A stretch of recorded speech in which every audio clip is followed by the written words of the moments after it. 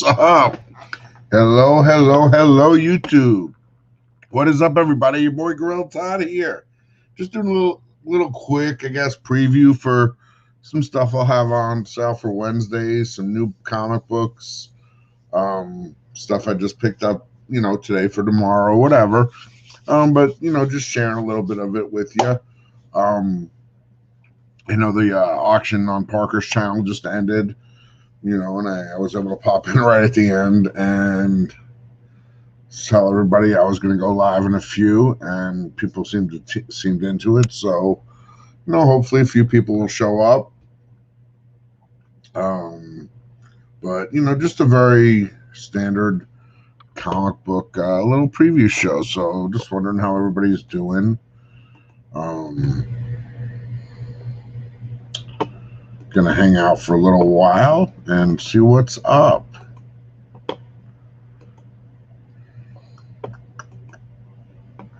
What's up, DB Striker? How you doing?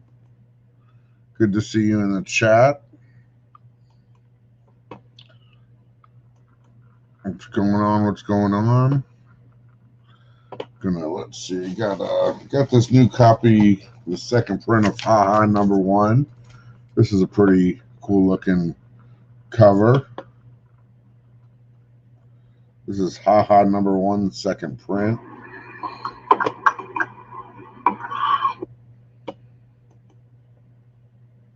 I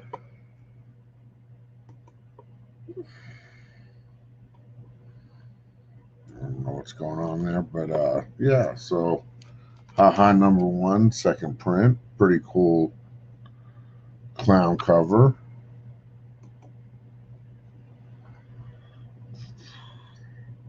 Anybody missed the first print, definitely suggest picking up the second print.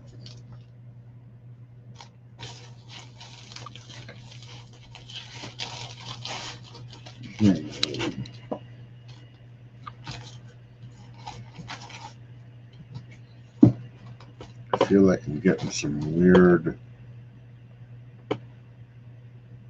with my computer. Okay. Picked up Daredevil 27. Pretty cool cover with Elektra.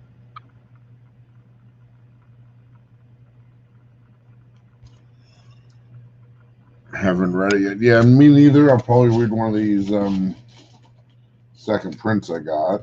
I think I have a couple of first prints somewhere. I picked up one copy of this book that looked kind of interesting, Orcs. I read a preview. It's like orcs traveling through dimensions and stuff, so I figured I'll pick up a copy and read it. Cool.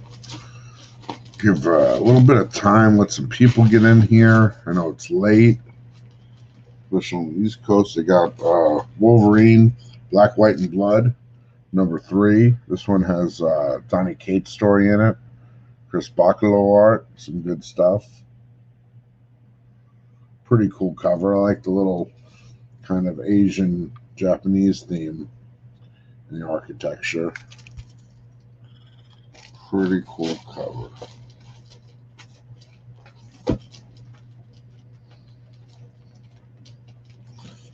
This is a new title, 2 different covers. We've got Radiant Black, new superhero book from Image. Picked up that cover, and then there's a second cover for that. What's up, Spooky2384? Good to see you.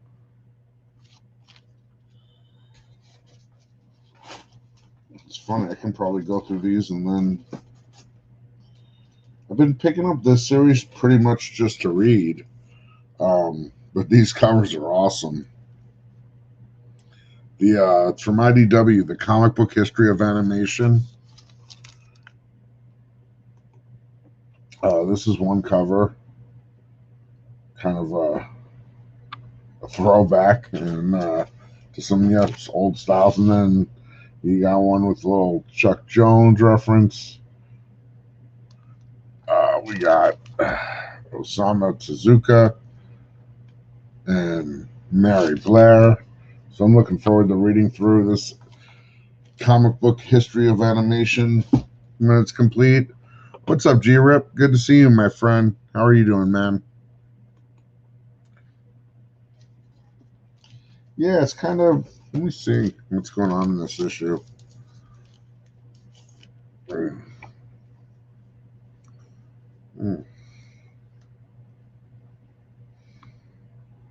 Oh, that's great.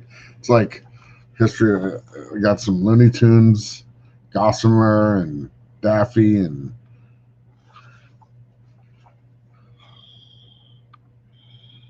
little guy, and Mr. Magoo. Oh, look at this. You got Bugs Bunny, the Cat in the Hat, Mr. Magoo.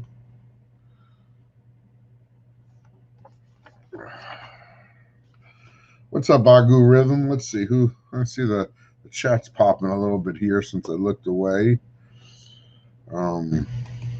Thanks, Glitter. Yeah, I love animation, so it doesn't take.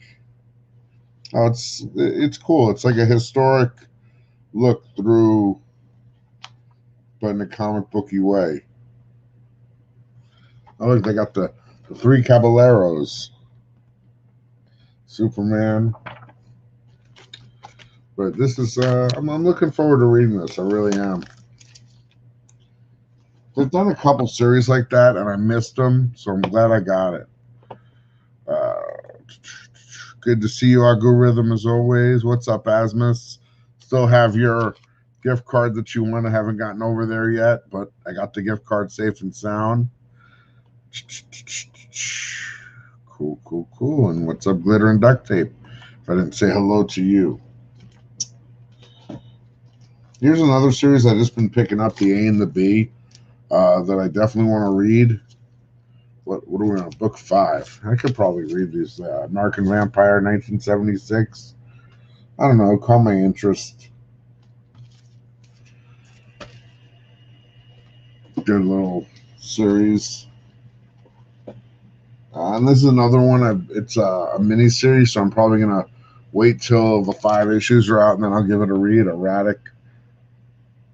It's by Carrie Andrews, Carrie Andrews. There's some nice Vampirellas.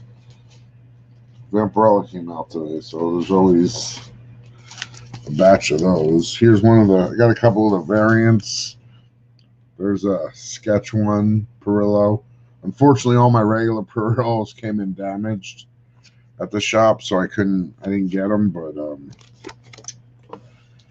I'll try to track some down. I got this really beautiful Vampirella snow scene in a virgin cover. That's beautiful. And then here's the trade.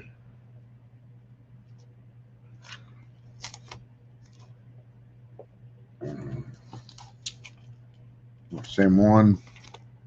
So I got a couple of the cosplay variants.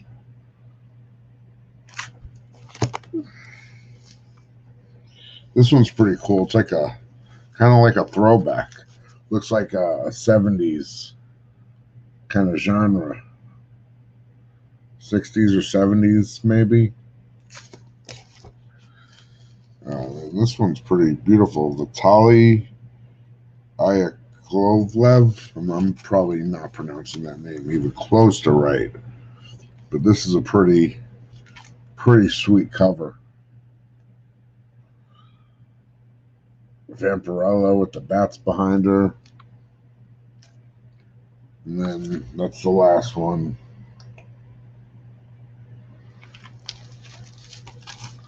So those are pretty sweet.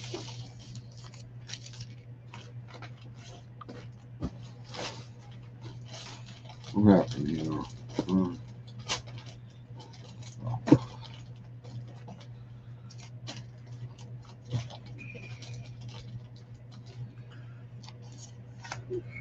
I got this new Morpheus Bond of Blood book. Pretty cool. Got that guy. Not in the right spot. Okay, let's see. I think that may be all I got as far as new books. I'll preview a couple lots I got. A couple lots I got for Saturday. This is, let me take a sip of water.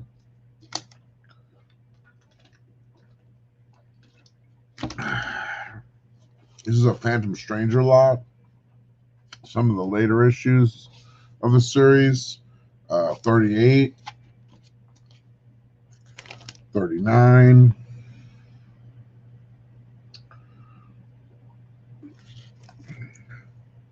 40,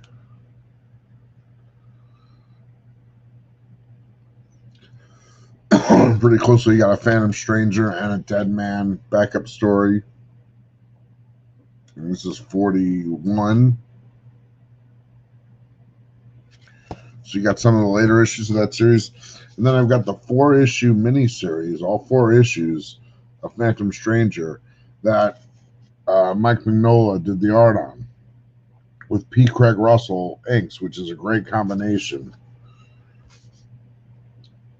These are great Mignola covers. You can kind of see how he went from this.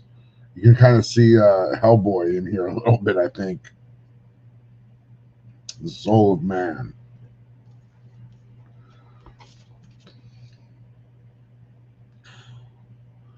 What's up, Ian?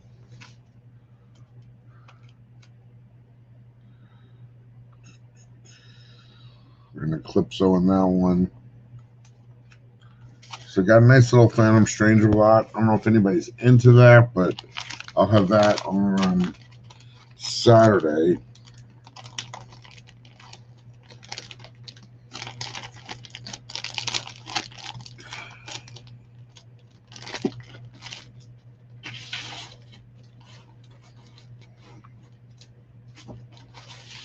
Then I also have, this is another potential lot or individual books that'll be available.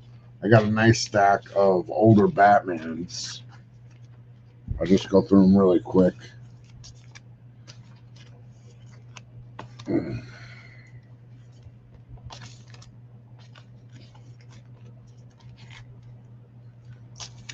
Sticker.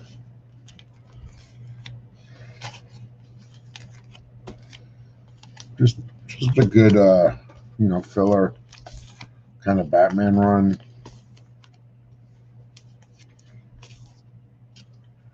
I think that one might be a minor key. Not sure. Catman.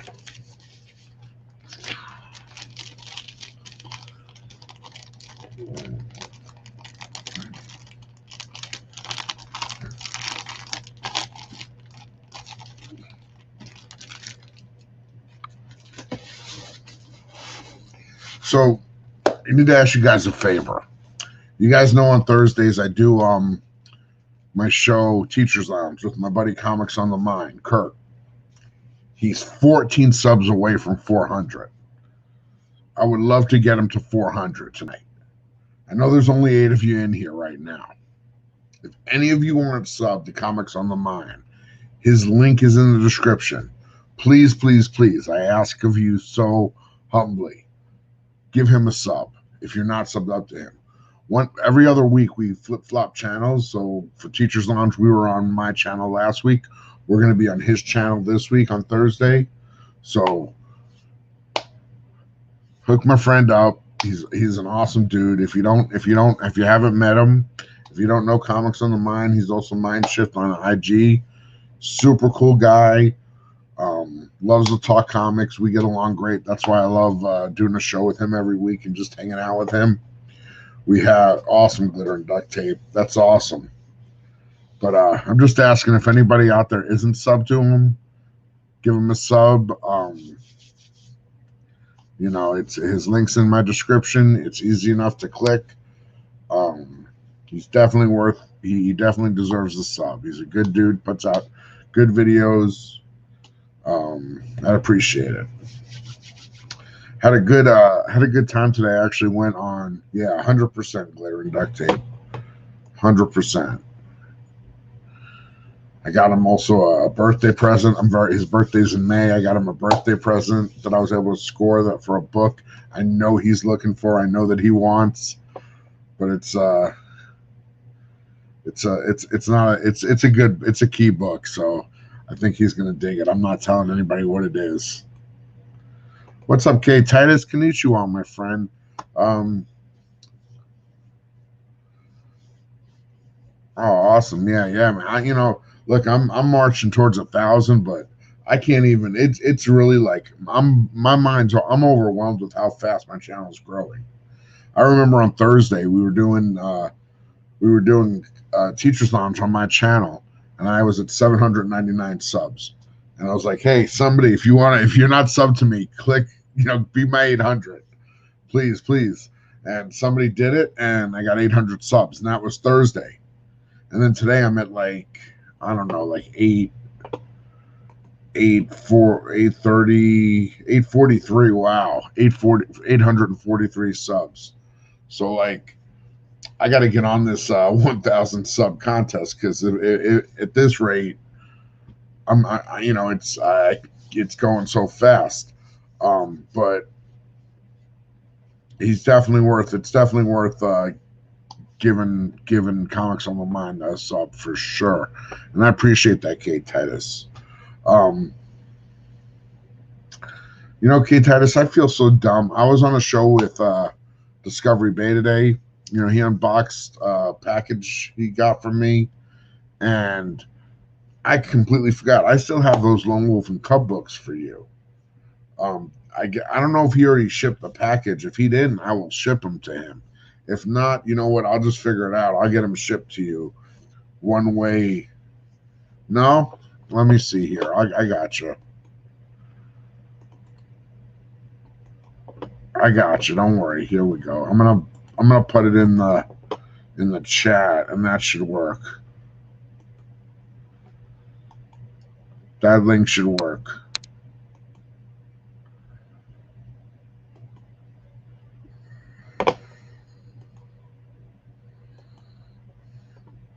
Yeah, I think use that one. Use the link I put in the chat. That one will definitely work. I gotta update it then. Sometimes they change the links or whatever. Thank you, Asmus. I appreciate that very much, man. Appreciate it very much. A couple cool things happened today. I don't know if you guys follow MMA at all, but one of the guys that works with the wrestling team I coach is Gray Maynard. He fought in the UFC. He actually asked me for one of my T-shirts, and he wore it and gave me a little shout out on Instagram on his page. That was pretty awesome. That I got that he did that for me. So that was really cool today, and yeah, dude, Kirk's awesome. He's a great person. That's why I'm trying to. You hear me. I don't ask for a ton of. I don't try to pump up a million people. Not that there's anything wrong with pumping people up. I just, I get focused on the books. But I know if he gets to 400, he'll be happy. That'll be awesome for him.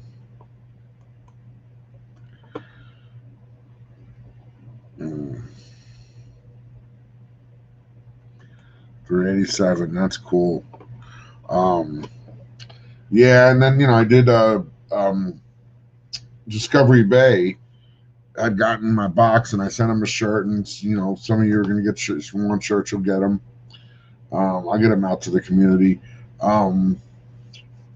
He was really complimented my packing, and I was really happy to hear that, because I've really kind of taken it, trying to take it to the next level, and I want you to know when you get books from me that I really put the utmost care and thought into how I pack the books, because I'm just really dissatisfied getting books in shoddy packaging, in priority boxes that do not hold up to the shipping. Awesome, Spooky. Nice.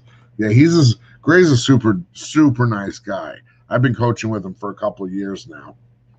Super nice guy.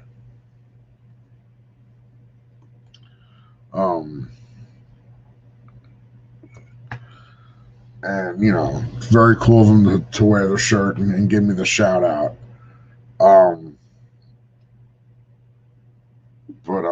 Yeah, so you know, I sell comics, but you guys know I buy comics. You know, I buy lots of comics, and I buy them in stores, in garage sales, in antique malls, anywhere I really can. And I've gotten too many packages, like just ship shoddy, just poor packing, poor shit, just really sad situations. You know, so I've got boxes that fit the comics perfect, and then I've got boxes to put those boxes in when you get multiple boxes. So it's really like the shipping is gonna tighten up quite a bit. Because I'm also thinking if it works the way I'm thinking, I have to test it.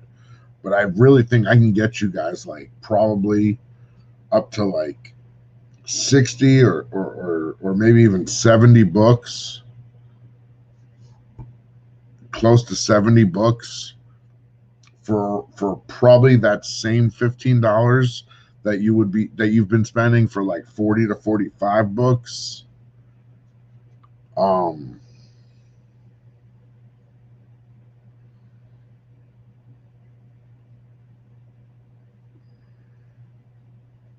What do you mean I have some I've forgotten about? Comics?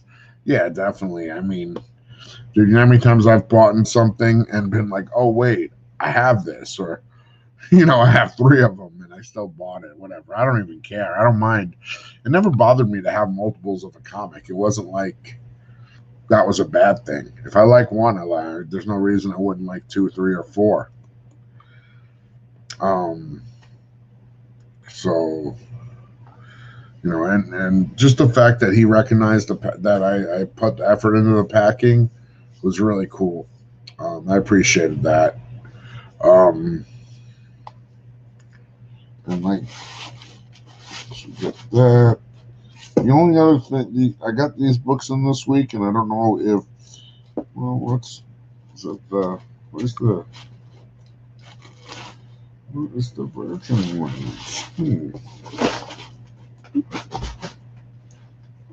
Okay.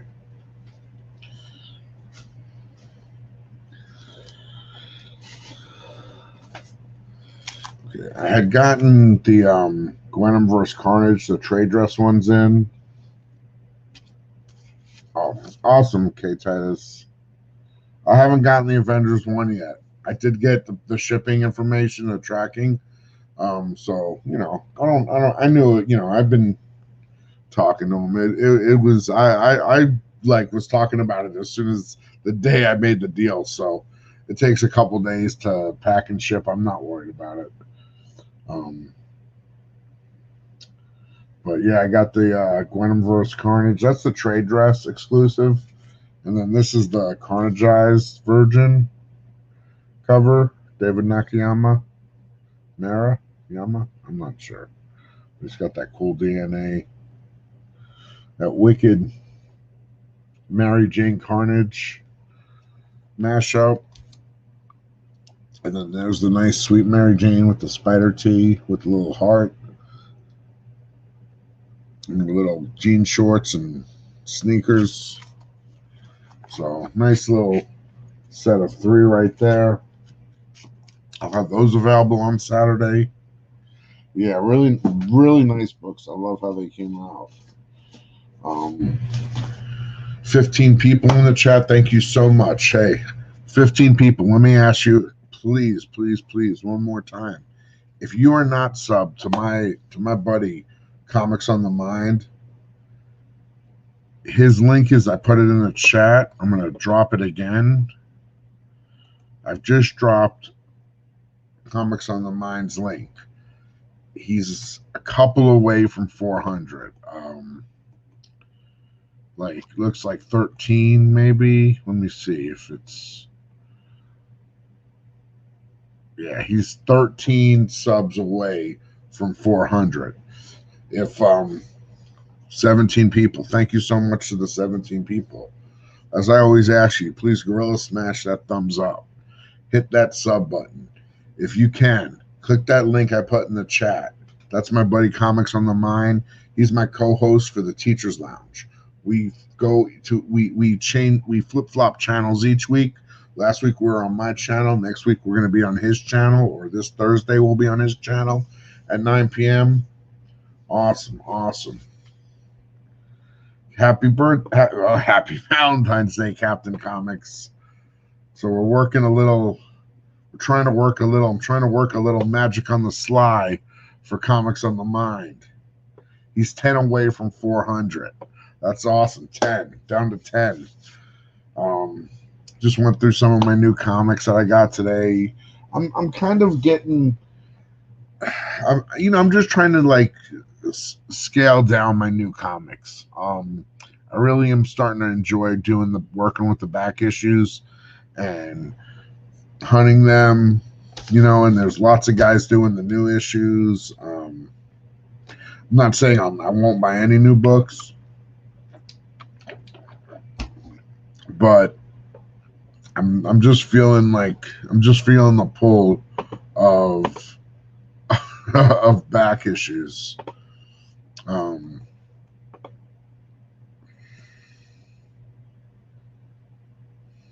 Okay, so we got 10 to go.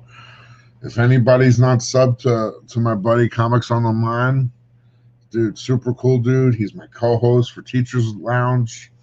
Please hook my brother up. My brother from another mother. That's what we say. It would be cool if he gets to wake up and hits 400 or close to it. We'll get him there. I also got in. This is pretty cool, considering we're it's basically the Night Owls. This is the new issue of Vampirus Carmilla. This is a St. Julian cover. Classic artist.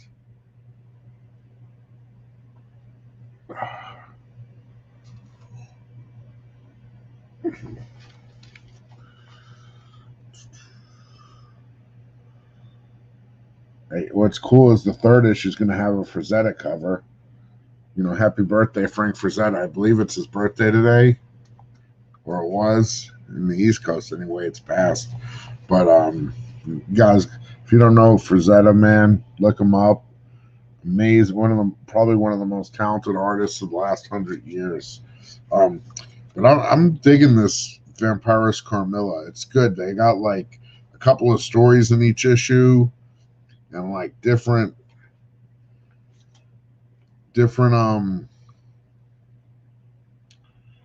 styles, kind of. Some are a little more gritty and some are a little bit more cartoony.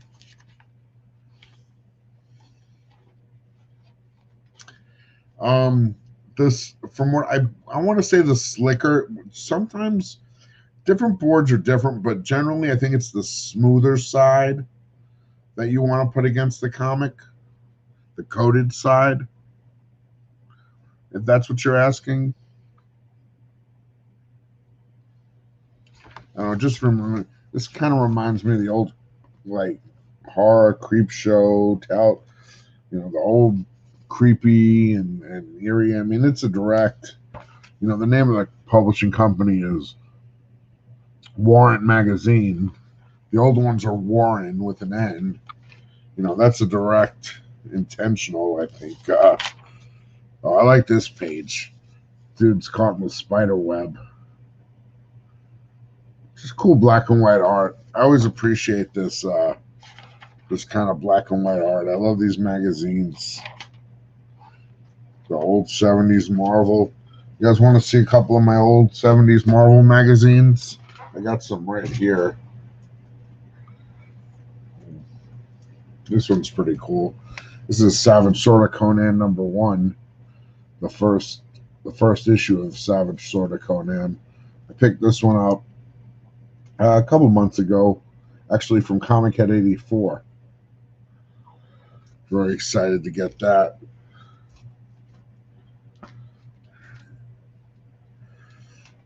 Yeah, I got issue 1s and I got issue 2 now. So I got plenty of them. They're cover price. If you're interested, yeah, I just got it from Warren. I just got it this week.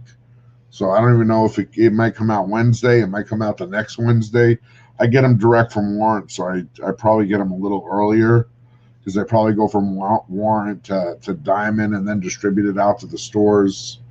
So I don't know how long, I don't know the whole shipping, the whole distribution deal. That's one. Another cool magazine I got. This is Epic Illustrated. This is the 3rd issue.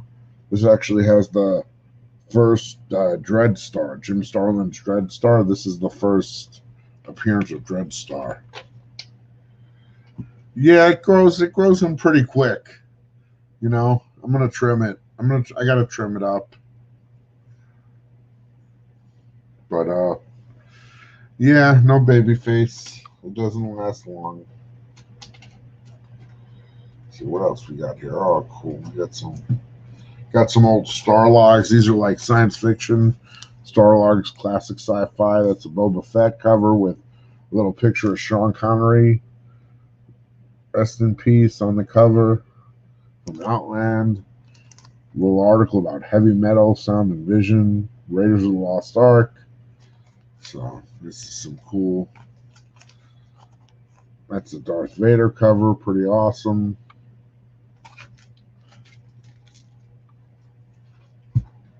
What else I got here? Some heavy metals. Oh, this one's cool. This is my Conan. This is Marvel Super Special Magazine number 21. I want to say it's Boris. I don't know 100%, but I'm pretty sure this is a Boris Vallejo cover. That's Conan the Barbarian, the movie adaptation. It would be cool if I could ever track down Arnold Schwarzenegger and get him to sign some Conan. What's up, Matt Spidey? How you doing, my friend?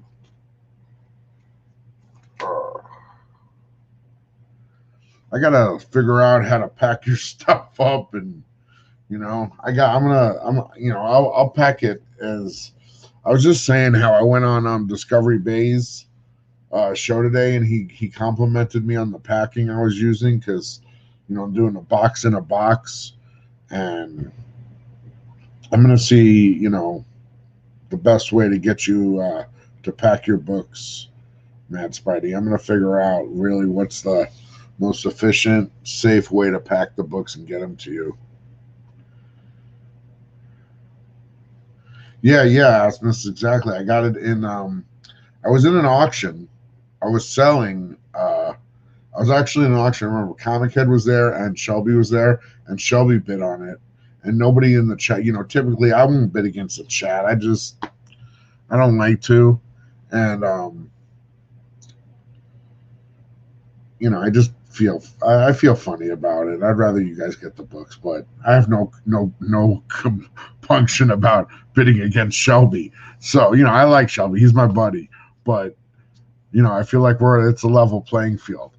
So he bid, and then I bid, and I'm like, if you don't really want this book, don't bid me up, because I really want it. I've wanted this book for a long time, and he knows I love Conan. I have Conan number 1. I've got a ton of Conan books. I've got Conan novels, tons of them. So yeah, so he was cool and laid off. It might not be, man. If you can wait till this summer, I'd love to visit. I mean, if it's safe to travel and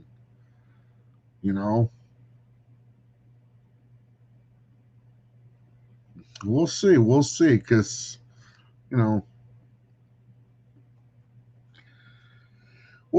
see, because I don't know. We'll see what it is, but definitely. I'm gonna ask one more time, if anybody's not subbed up, to Comics on the Mind. I'm going to drop the link in the chat again. Comics on the Mind's my co-host on Thursday nights, right? We do Teachers Lounge together, and I'm trying to help him get to 400 subs. He's at 390 right now. I don't know if any of you have not subbed him yet, but if you're not subbed to Comics on the Mind, please go ahead and hit that link and give him a sub. That would be so kind of you, and I'd really appreciate it. And I know he would too. I know he would too, because it's like I've said, I'm pretty overwhelmed with how quick my channel's growing. I'm trying to get good books for everybody to put them out there.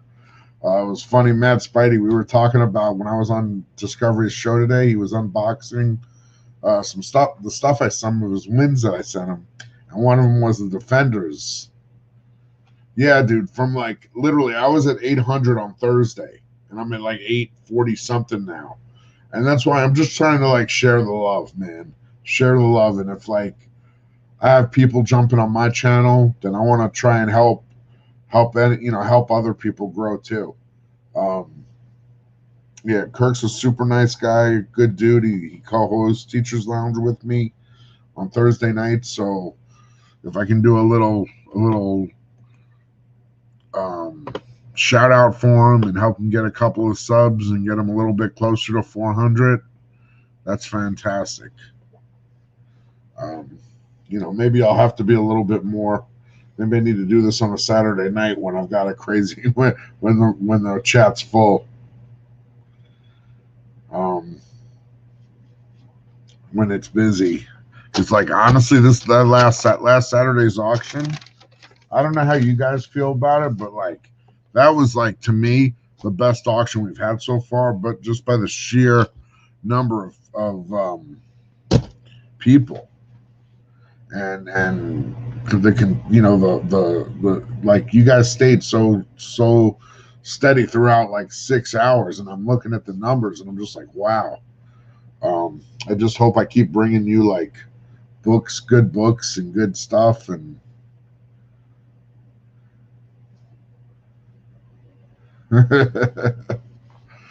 yeah, definitely. Yeah, man, if you want to jump on the show this Thursday, Matt Spidey, that'd be sweet. I love seeing your art, because I know, I don't know, I love art. I just love seeing it. I was watching, again, I watched today, Cartoonist K-Fob. Hey, what's up, Biggie Shaq? Good to see you, man. I just doing a little preview show, showing some books. It was cool seeing you hanging out with you today on Disco's show. I'll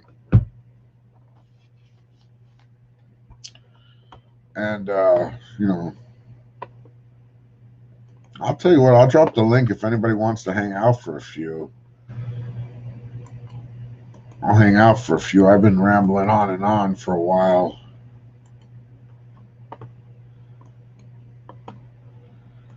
Yeah, man, I'll shoot it over on the on IG.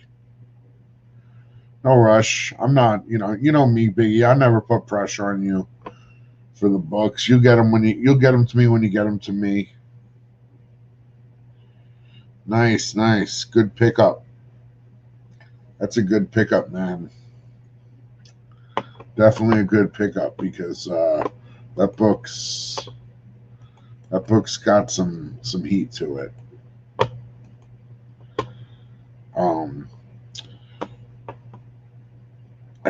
So yeah, man, I'm just trying to bring you guys good auctions and make sure I'm packing the stuff right. I think book I'm excited to read. I didn't read the first print. I'm really looking forward to giving this a read. This is second print. Number one. Pretty cool. It's actually, I like I like when the covers are kind of more simple, and it's just a real basic design, but kind of iconic. The little clown face with the side hat there. Oh, you got it slabbed? What grade was it? That's pretty sweet, man. I have a copy, but it's not slabbed. But I'm not. I don't care.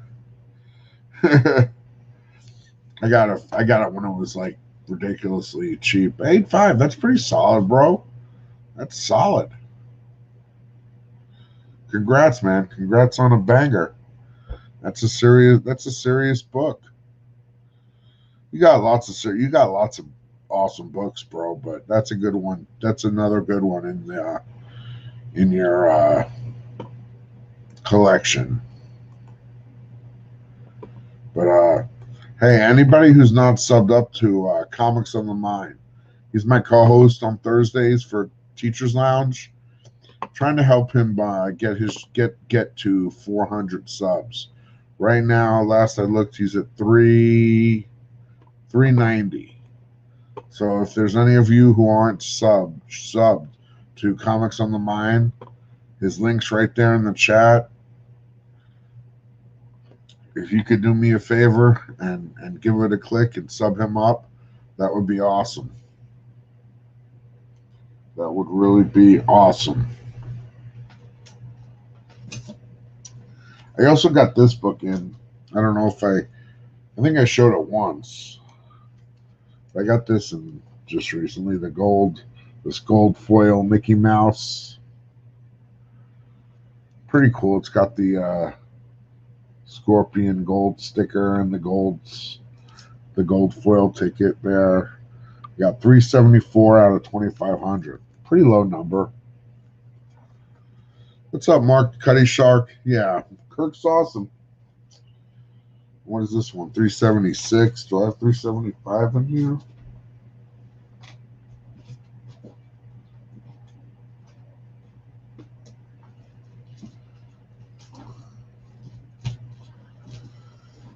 I don't know. I think I got another one somewhere. These books kind of get all over the place. Of course, there they are.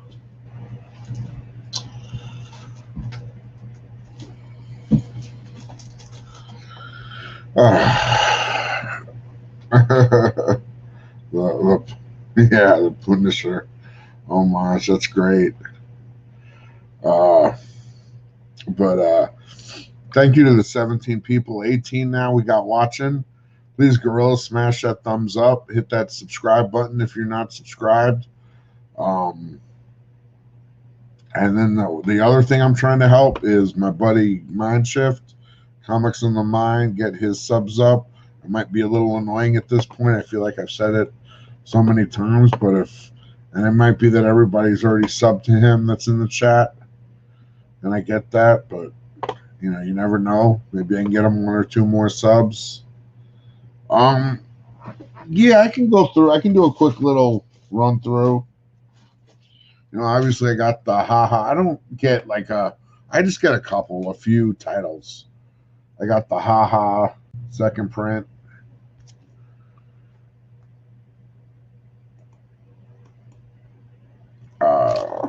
Oh, thank you, Mark. Cuddy Sark. I have, this was a t-shirt. This is actually a t-shirt my buddy Rico, he comes in the chat, Rico Ortega. He was actually a student of mine like 10 years ago in Florida. He got these shirts made and he sent me one, couple actually, and I wore one on a previous show.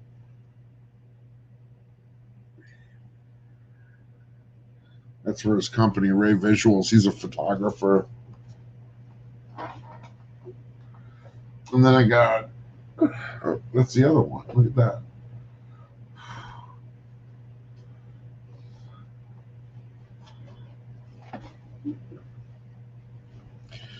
I got some t-shirts like small through extra large and black. I got them in white. I was telling everybody one of the guys who coaches wrestling with me is a former UFC fighter, Gray Maynard, and he had mentioned he wanted a shirt, so I gave him a shirt, and we took just a team photo at the end of practice today, and he was cool enough to wear the shirt and post it on his Instagram, and he basically gave me a nice shout out on his Instagram. And he was like, man, this shirt's so nice and soft, so they're really good. They're nice, soft shirts. I got buddies that have a t-shirt shop in Florida. They do the printing. Like, these are direct to garment printed ones, so they're real vivid colors. They're super comfy. And I got to get those out. The only problem is I only got small through extra large, so a lot of my comic book buddies, like myself, wear larger sizes. They made me a couple jerseys because I asked for these jerseys, but I got to get like 2X, 3X, 4X to get everybody. I want to get shirts. Yeah, it's just a nice soft one. It's not like they're nice. It's a little better than the standard volume shirt. So I got a couple of Daredevils, the 27. I just got this cover with Elektra. I saw like the Masterworks cover, but I didn't like it enough. I picked up one copy of this Orcs book just because it looked interesting. I read it's about a bunch of orcs traveling through different places. I don't know, orcs. And then I got a bunch of Vampirellas. I'll show you the two nice ones. I got the two variants. That's a Vampirella Virgin in the Snow. There's also a trade dress of that one. And then here's a sketch of the Perillo cover. Below, my regular Perillos got damaged. We got this new book. I don't know, it looks cool. I like Carrie Andrews. Oh no, this isn't Carrie Andrews. That was the other book. This is Radiant Black by Kyle Higgins and Marcelo Costa with Becca Carey. So that's one cover. And then that's another cover for Radiant Black.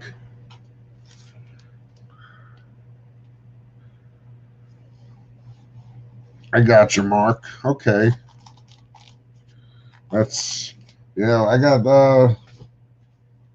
man, Spidey's in Australia too. I'm going to be shipping him some stuff. I don't know if you guys are near each other. Then I also got, I didn't show this before, the third printing, Star Wars The High Republic #1. That's the third printing.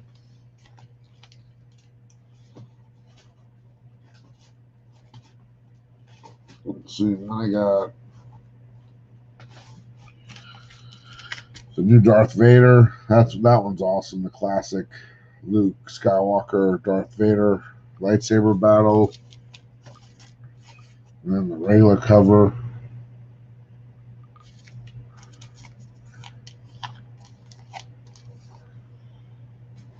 That's pretty cool.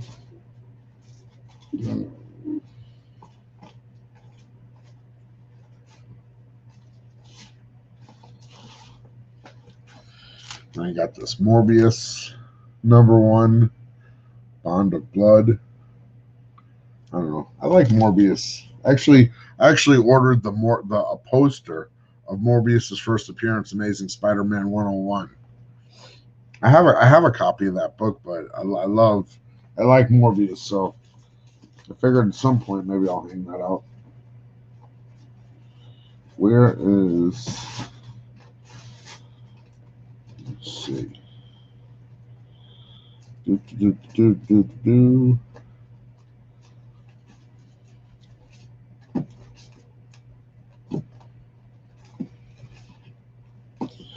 This is a pretty cool Vampirella cover for issue 17, worth showing. Bat looks awesome. You got more bats down there.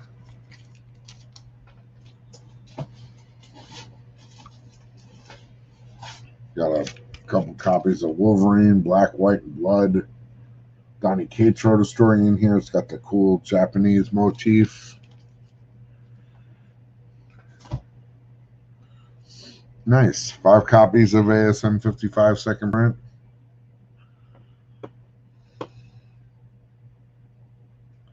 That's not bad. You can send 3 books to the US for $8.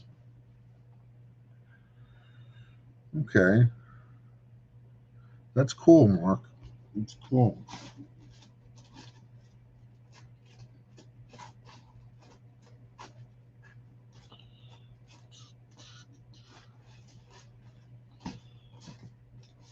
No, that's about it. I think I showed everything. And then the only other thing I showed is, let's see, these.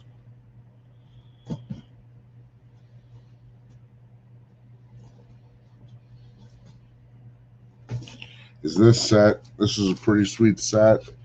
The Gwenum vs. Carnage #2s. That's the trade dress. Then I've got the Carnageized Mary Jane. And then we've got the standard version. Mary Jane wearing her Spidey Heart shirt and her cutoff jeans and her sneakers.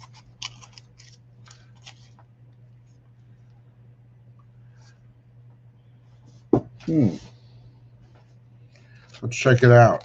Let's see. I haven't looked at it yet. Let's check it out.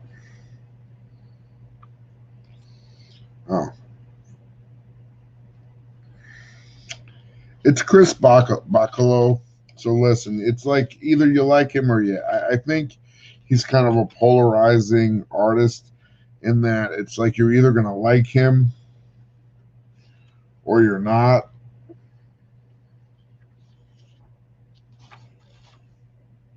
So, yeah.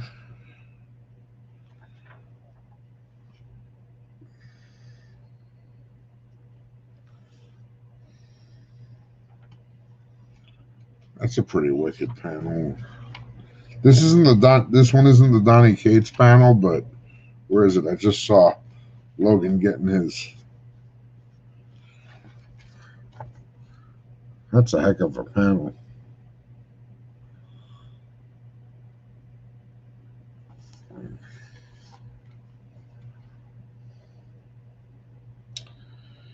Dude, honestly, I really don't. I think, honestly, you know what kind of problem Hulk 43 had?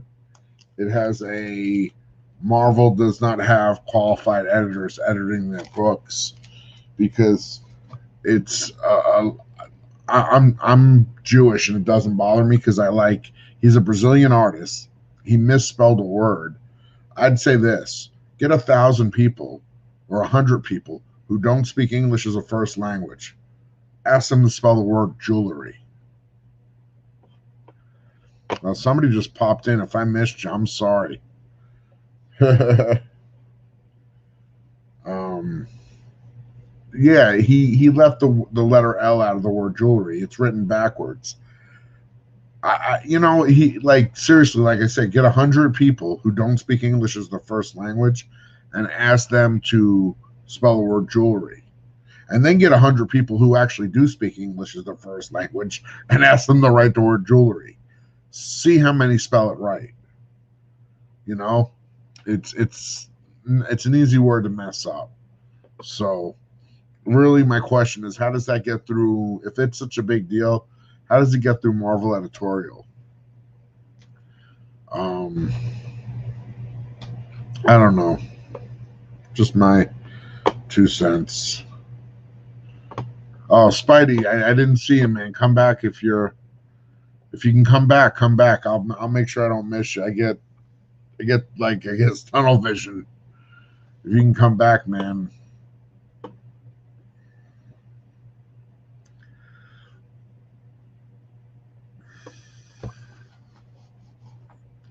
No, it's like drawn in, but it's like drawn in backwards.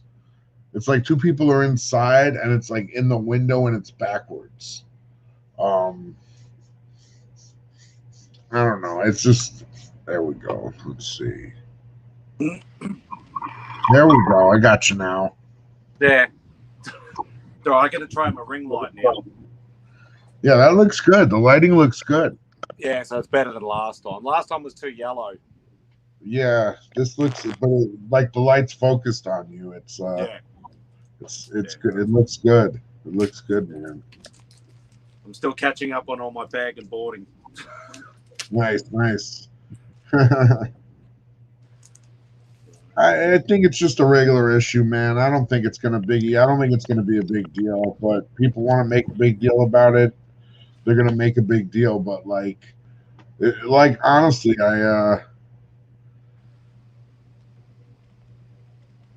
Mark the Cuddy Stark saying he's in Perth. Yeah, it's Is that far? a 4.5, 5-hour flight, and it's expensive. Yeah. Yeah, because whereas I'm in Melbourne, so like Perth is one of the main cities that's away from all the other ones. You can get to every other main city within like an hour and a half by flight. Perth is the only one. Mm-hmm. So, and it's too hot over there for me. So you're in Melbourne, you said, right? Yeah, I'm in Melbourne. Yeah. Is that like one of the biggest main cities in Australia? Yeah. The two biggest probably main cities are Sydney and Melbourne. Sydney and Melbourne. Where's that one like concert hall or stadium, whatever it is? It's like famous. I always recognize it when I see it. It has like the layers coming out of it. Oh, Sydney Harbour, yeah, the Opera House. Yeah, that's in Sydney. So cool. They can have it. No, I don't know. I just it's one of those bit of like. It's cool to see, but once you've seen it, you've seen it. Yeah, I guess I hear you. But if you're first time in Australia, you want to see it all. That's just. I think that's as an American, that's probably one of the things when you see, at least from my point of view, when you see it, it makes you think Australia. But oh, I did a bit of vintage store hunting with my mate Simple Simon, and I'm just picking up random books for like $2. Yeah, hey, I love those. Like, can't beat that. And they even put the cards in there as well. Oh, that's awesome. They kept the cards. It's out of the poly bag, but they kept the card. That's pretty cool. Gosh. So, but no, I don't like modern age books, like bags and boards. I prefer the Silver Age. So yeah, I'm the same way. I prefer Silver Age. I prefer Silver Age bags and boards for my own collection. I'll save the boards because I'll use them for as like dividers. I stick a Post-it on top, and that becomes like instead of buying dividers because dividers are expensive.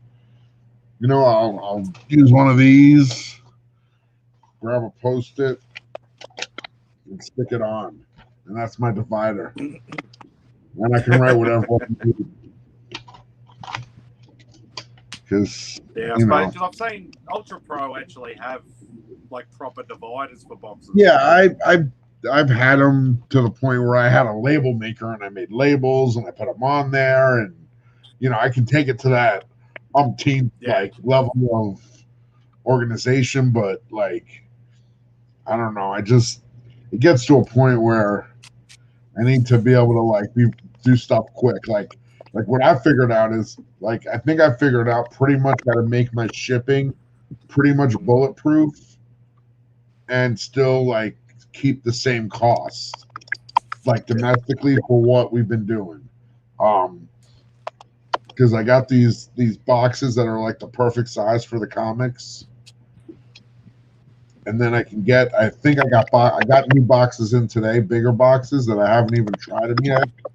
But I think I can get 3 of the individual boxes are like perfect comic size, and they hold like 20-ish comics, like 20, 23, 24, maybe 25. If I can get 3 of those in this box, I think I can ship that for like the same $15 that people charge for a medium flat rate box. Yeah. And get like 60 to 70 comics in it. Oh, okay. Get like more, and get, so it's actually got, even if it costs a couple bucks more, it would be more of a value because you can get more books. You know, and honestly, like I see how I've had a lot of stuff shipped to me where people just, they don't want to spend a dime on packing. They'll literally you just use a box to like, you know, whatever, and and I'm just like, you know what? It's like this is how I think about it. If somebody's gonna buy 20-something books from me, even I'll buy the one. I'll spend the money on the box. The extra 75 cents or a buck, it's worth it. If somebody's gonna buy 50 or 60 books from me, I'm happy to spend $2 or $3 for a couple extra boxes or materials to make sure they're safe. It's just like looking at the big picture versus the every little tiny bit. I don't know. Oh, it's the same with when I get my art shipped and things like that. A lot of the Brazilian artists, they put in just 2 thin bits of foam, like styrofoam, and then just in like a big envelope, and it's like, that's not safe. Whereas some artists will stick it, like actually put like masonite boards, like thick masonite boards in there, and even if you hit it with a shovel, that thing wouldn't break. So same sort of thing. Yeah, that's, I don't know, and some of that and art's expensive, so I'd like, it would be so disastrous to have like a nice piece that you've been waiting years for show up with like a hole in it because they had like, you know, poor packing. That's just I mean, I don't know. And I was using the priority boxes, and I had too many situations where people would just send me the pictures, and I'd get stuff myself in those boxes where they're just trashed. I mean, I'll order a slab, and people won't fill the box with either peanuts or wrap, and it's squishy, and the box gets destroyed. And I'm like, I hope the slab's okay, or I hope the book's okay. Yeah, so you guys have actually got better design sort of boxes and things to ship stuff. Like most of our stuff's just padded envelopes. You have to like get your own box and do it that way. But sometimes you save a bit of money that way too. I mean, I was selling books on eBay in the early 2000s. You know, before there was Geminis and special boxes. And you know what I used to do is I would go to the paper distributor that sold like wholesale envelopes and boxes and all that. And I'd go buy like 500 cardboard pads, like 8.5 by 11 pieces of cardboard, and I'd put a comic between those, tape it down so it was tight, and put that in a bubble mailer. I mailed hundreds of thousands of comics that way and never really had a problem. It worked, but it was because I was just doing it between cardboard and making sure everything was tight and protected. But I mean, I've had books come to me and just a straight book in a bubble mailer. Like, that's, dude. I had one shipper on it was from that website, Hip Comics. I bought a bunch of dollar books, and he charged me like 20 something. It was like 20 something books, and he charged me like 20 something dollars in shipping. And I'm like, dude, it don't cost 20 something dollars to ship 20 odd books. It just doesn't. I know what it costs. You know, I'm just telling you. I know you're getting me for about $5 or $6 or $7. I'm not going to make a big deal about it, but I'm just saying you're using this line as for shipping and materials. Okay. So if that's the case, I expect everything to show up in pretty clean bags and boards. Yeah. Dude, I got one of those bags. One of the books was in a bag. I don't know if you've ever seen this kind of bag. Most bags now have a flap, right? Back in the day, like 30, no, like 40, probably 40 years ago, there was a bag. It was just straight at the top. There's no flap. Comic bag, right? But Yeah. literally, the plastic, you know what happens to the old cheap bags after years? They just like they disintegrate. Yeah. And dude, just pulling this book out of that bag was like, are you kidding me? You can't put this in a bag and board. Like, as soon as if I buy a collection or I get a big bunch of books, the first thing I do is take every book that's if the bag is questionable or the board is yellow, it gets rebagged and boarded, just because I don't even want to mix those comics with any of my other comics. It's just like, because it's just yucky. I just don't like that.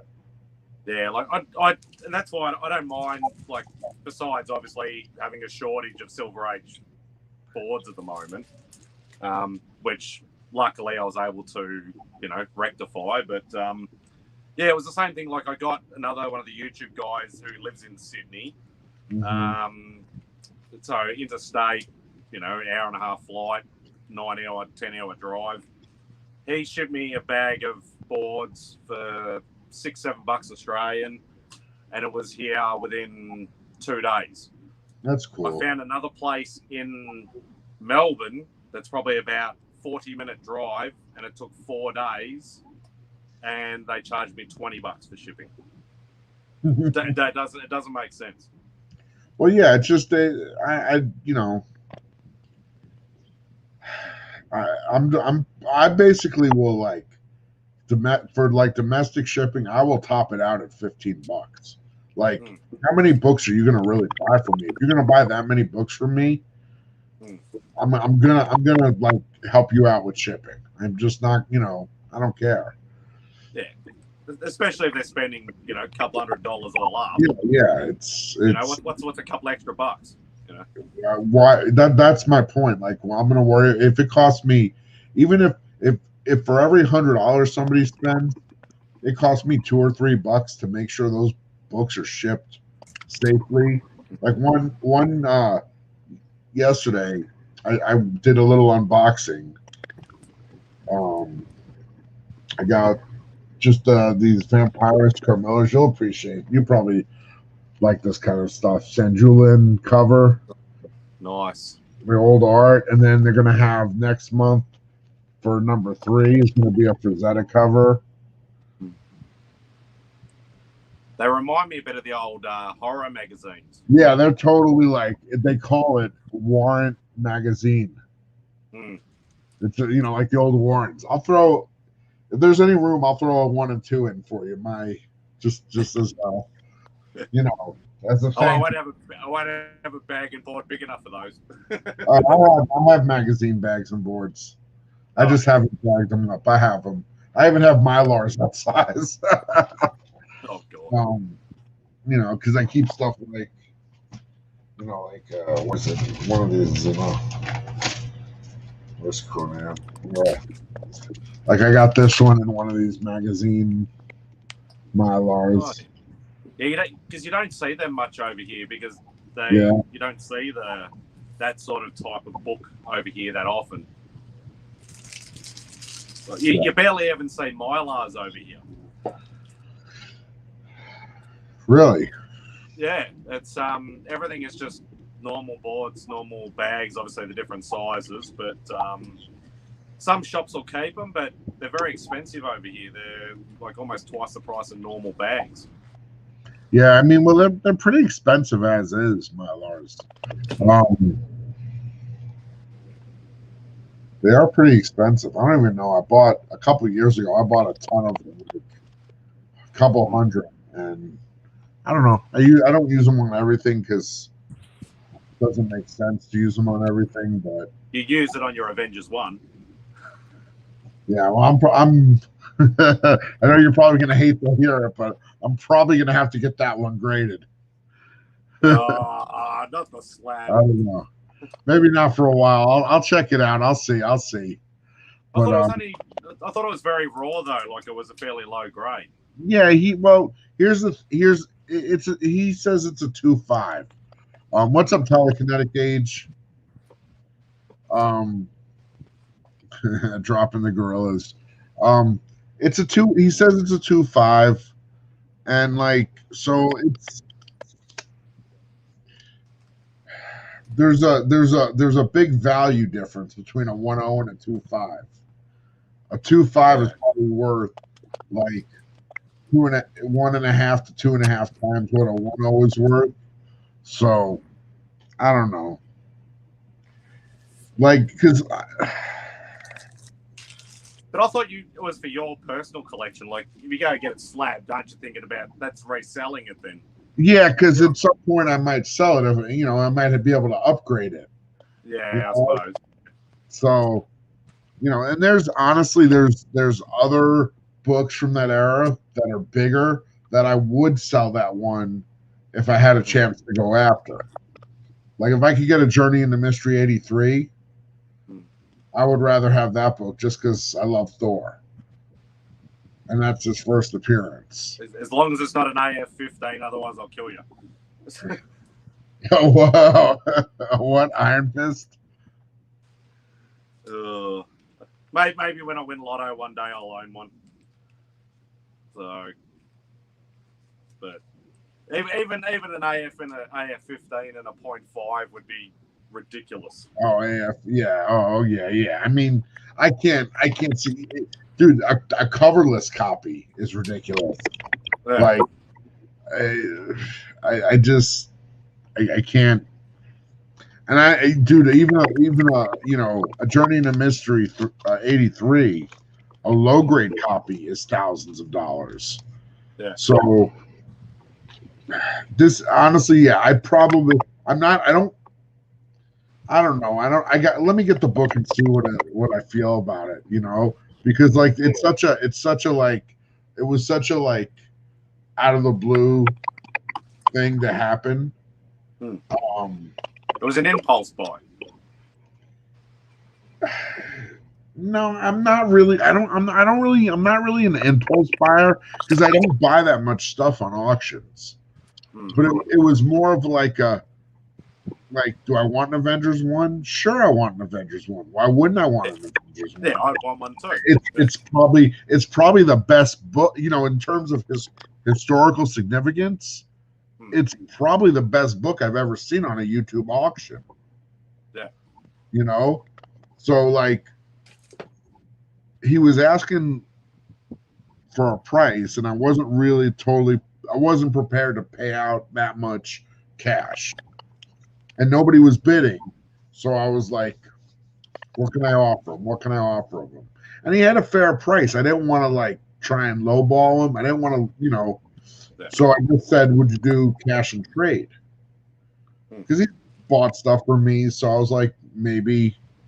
And he told me what he needed cash-wise. And I was like, okay, I can do that. Done. Because, dude, that's my whole thing. You had just paid me, but other people had paid me too. You had just paid me, so that money wasn't PayPal, but it was what you paid me plus a few other people. I had just done an auction Wednesday night. So like it's the day after the auction. So my PayPal is usually pretty flush the day after the auction. Now usually I'll take the money from PayPal and transfer it to the bank account pretty quickly. But I mean it's the same difference. I can pay from either one. It doesn't matter. Yeah. But just I'm just saying it's like, look, my whole thing is I'm not selling books to make a living. This isn't how I pay my bills. I do it because I love the comics. I love buying them. I love selling them. But the whole point is selling books affords me that ability to have to be able to like spend that kind of money and acquire a book like that. It's because I'm a teacher and I make a good living at it and I work at a great school and I have nothing to complain about, but I'm not buying books of that level, of that price level, like just on my salary. That's like 2, 3, that's like probably 3 months of my car payment, or a month's rent, or it's Yeah. you know what I'm saying. But it's I'm not. I'm I don't know. I consider myself lucky, I guess, that I even have the opportunity, because ultimately what I think I'm going to try and do is, like, it's hard for me to, like, I just don't need like 200 pages of books. It's like too many books. Yeah.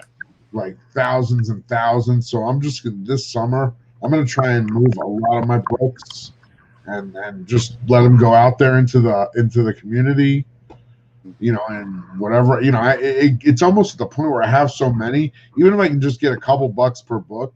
I mean, sure, there's probably some bigger books I'm going to let them go for more money.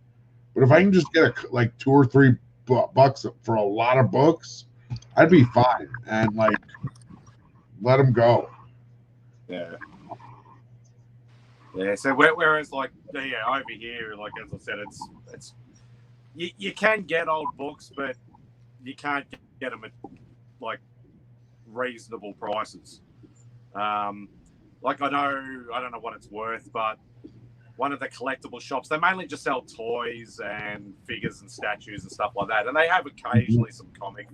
They had I can't remember the number. What's the first appearance of Iron Man? Tales of Suspense 39 or something? Something like that. Yeah. They got a slab. I think it's an Australian slab, so the Halo slab. It's I think a 7, and they're selling it for $5,000. So I don't know whether that's a bargain or not. That just sounds like a lot of money to me. What is it? You said the first Iron Man and the 7? First Iron Man, yeah. In the 7.0? Tells us, what is that, like Tells of Suspense 39? Let me see. I can look it up.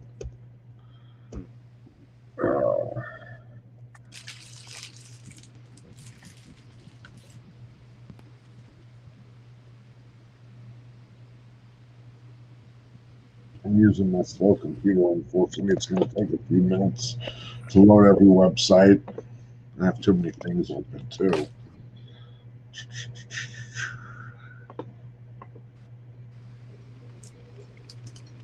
It's like I'm doing this on my phone. I cannot see any of the comments at all. So I don't know whether anybody's saying anything. Yeah, we're down to like 9 people. We're just chilling. I don't care. Yeah. This isn't if anybody wants to hang out, they can hang out. Like as Matt, Mark the Cuddy Sark is hanging out. It looks like Asmus is hanging out. Shallow Comics is hanging out, and but say what's up if you're in the chat. Let us know you're there. Ask if you got any questions for me. Feel free to type them in. Tales of Suspense. I'm going to type Suspense 39. Is it? I think it's 39. You're more the comic expert than I am. It's something like that. I don't know. Why is this 30? Here's a bit of a random book. Man Wolf book. It had Craven on the cover, so I had to get it. No. I don't even know. It was only $5, so I went, yeah, why not?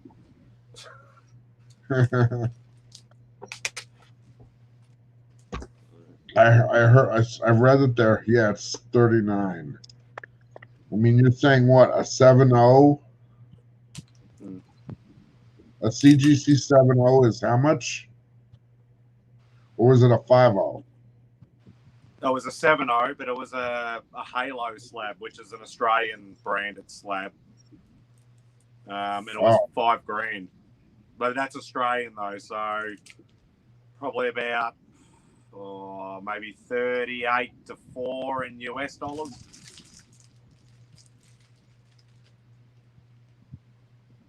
I mean, if I'm understanding it right, that's a 7.0. But I don't know the grading company, so I don't know if it's like if it's apples to apples, if it's like the same thing. but the last sale of a 7.0 CGC was 17,000. Wow. So, Okay. At 7,000, you'd be in like a 4.0. Yeah. Okay. So it's actually probably not bad a price then. But that's assuming, even with the currency conversion and everything like that. Yeah, that's assuming the grading is consistent. The same. I don't know if it is or not. Yeah. I don't. Without seeing the book. Well, it's funny. I'll tell you what. Like, I actually, because when I went over to my mate, like Simple Simon, he actually had a Halo, a CGC, and a CBCS. And he's never bought slabs before, but he's picked up the 3 different ones within about a month. And the Halo, the Aussie Halo, is actually the strongest of the 3 of them. Well, dude, I like you pretty much pegged it right when you said you're thinking about selling it if you get it slab, because to me, like, most of my books are not slabs. The majority of my books, even my really like my 2 biggest books are slab because I bought them that way, and I don't see any reason to unslab them. I just, it's a Giant Size X-Men 1 and Amazing Spider-Man 129. I've read both those books. I can read a reprint. I don't need to read the copy that's worth thousands of dollars. It's just, and so, but I mean, I'm gonna, trust me, I will open that Avengers up. I will hold it in my hands. I will look through it I will look at every single page and every ad, smell it, take deep breaths, and like, that's a good vintage. I'm not afraid to. If you go, one of my earliest videos, I pull out my Iron Man 1 and I'm flipping through it, and I'm just, it's a comic. I love the visceral experience of reading a comic, of handling it. But I do like, I don't know, like, you saw how, look, when I pulled out that Secret Wars, that triple sign Secret Wars, I think you knew I was pulling it out pretty much for you, because I know that's your you're not into the like slabs, and I have those, I have the slabs, and those are more expensive just because it costs more to get them slabbed. But there was a couple of books that's right, yeah, I held back from that signing that I didn't get slabbed.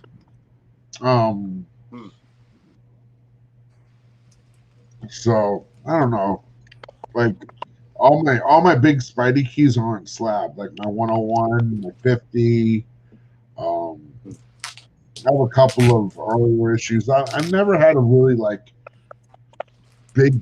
I mean, I shouldn't say I didn't have a big Spidey collection. I probably have hundreds of Spidey comics, but I don't have like the run, like one to, like, that killer run like you have.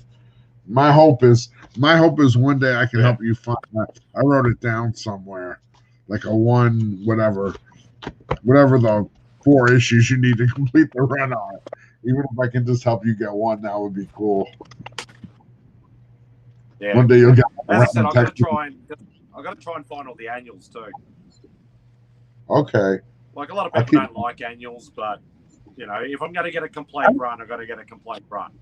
Yeah, no, I like annuals when they're like, when they have an original story. Like, I like the like idea of just a story with a beginning, middle, and an end. Because even my first X-Men book was like Annual 5, I think. X-Men Annual 5. That was like my first X-Men book. So I don't know. I have fond memories of annuals. I always liked them. It was, to me, it was like something special. It was a special story. And they're always like really, really thick, so you got more for your money too. Yeah, you got more pages to read. So that was, see, when I was young, when I was in like high school, my whole thing was I love reading comics. This all comes from reading comics, from loving to read comics. And a lot of my first collection I built up by buying a lot of like McFarlane's and Rob Liefeld books when they first came out, and when that stuff was popular. I'd bring a stack of those books to a show, and I'd trade them to dealers. Like I'd give them the 5 hot books, and I'd get I'd find the guy who was selling books for a quarter. But he was selling like I found this one guy at this one mall show, and he'd always bring 70s books like Commandy and just lots of different 70s books. I'd trade him a couple of books that were worth 10 or 20 bucks, and he'd let me fill up a box. And I would be happy as a clam because now I got a box of comics to read by trading some doubles.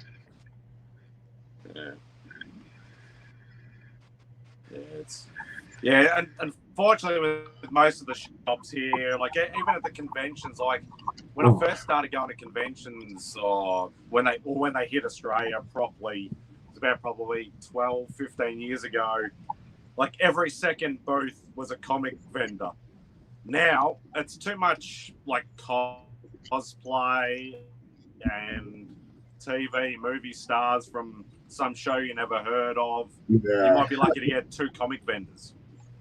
Yeah, that's why I don't like. It's all like what I call. Yeah, I don't like the big. I don't like those shows that are huge. My favorite shows are ones that are like a smaller regional show. Like I used to hit this show in Daytona. It was at the Emory Riddle. It was at Emory Riddle. It's an aeronautics school. But they were in like it was like in a gym facility, like a gym building. Like a basketball, and it was basically like 2 basketball courts or 1.5 basketball courts, and it was mostly just comic guys. There wasn't any like a media presence. There wasn't TV. There isn't movies. It's just comic guys, a couple of oddball different things. There's always somebody with swords and somebody with some fantasy statues or something, and we got some magic cards and whatever, but are good mostly just comics, and that's what I like, those smaller like shows, because there's a good show I went to. I got to see. I'm visiting my family in Georgia at the end of March. I don't even know. They're probably not having any shows right now. Right. Because you guys are still having some sort of small shows around, aren't you? Not necessarily in Vegas, but in the States. No, yeah, some places are. Like I think there's. I think in New Jersey they had one. Because I've seen an artist mate of mine over there, Chris Campana. Okay. I think he lives in Jersey, I think, and he does a lot of the circuit around the US, and I've seen him just do little live sort of streams, for 5 minutes, saying, "Oh, I'm at the show, come and say hello." And he's been to a few of them, like masked up and all that sort of stuff. So they're obviously still on. Yeah, so they're definitely happening in some places. But whereas we haven't had one since early March last year. I know they were planning. There's one they were planning. I think they were planning one in March, but they moved it back to October next year. Just because they just don't know. That's a good plan, Biggie.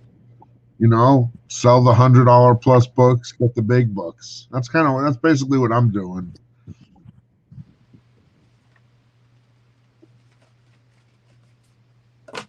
Here's a bit of a classic cover. I think that's the first time. Jim Lee, or that's the Lady first. Mandarin, I think. Yeah. First, like Ninja Psylocke. She lost her nice British. $2. appearance and got all Asian. Yeah, man, she had a nice little pink outfit. She had like the butterfly around her head. I liked it, but I guess everybody in the as we moved from the '80s to the '90s, everybody had to toughen up. Yeah. Or more or less clothes. Yeah, definitely. Obviously like she still, to me, she looks the best in the Jim Lee run. Just the sort of the one-piece swimsuit pretty much, and a couple of ribbons, and that's about it. Yeah, kind of like a sash thing going on.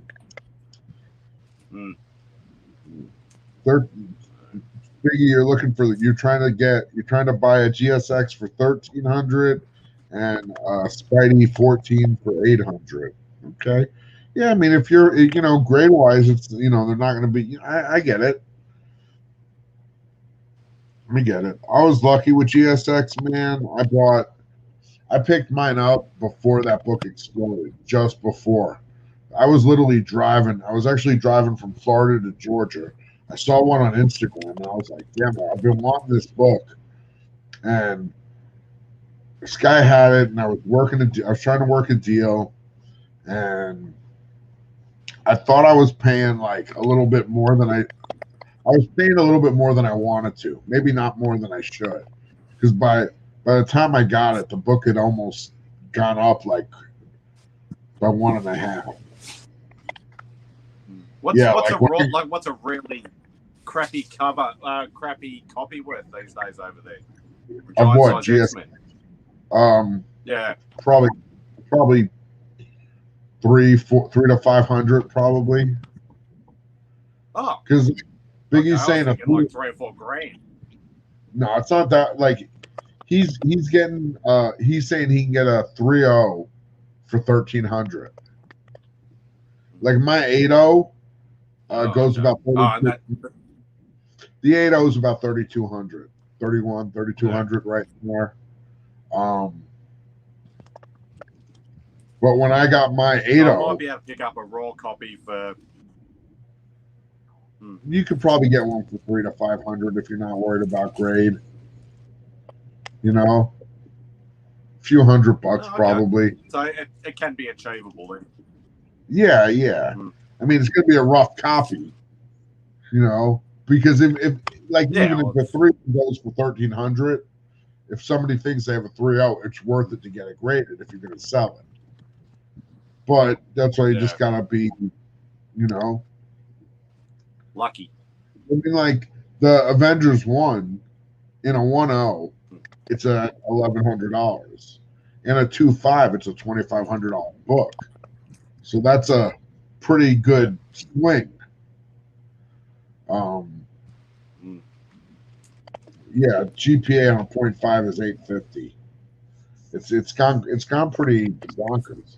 Like literally, when I got mine, and it was like maybe 2.5 years ago, I paid just a few hundred more than Biggie's saying a 3.0 is for an 8.0. My 8.0 might even be worth more. I might be behind. Let me look. Let me see something here. Yeah, so I must have really missed out because I stopped collecting comics for about 10 years. So I did it a lot when I was a kid, going to the local sort of what we call news agents, picking up, $2, $3, Aussie variants, and things like that. And then I only got back into it about probably 10 or 15 years ago. So I was a bit of I missed all the books. Like your first appearance of Deadpool and Cable, and I missed all those books. Now they're all too expensive. Yeah, well, trust me, it's like my giant size now. I just updated it. I use that CLZ app, which got the prices from Go Collect. It's got the giant size X-Men and an 8.0 at 3,300.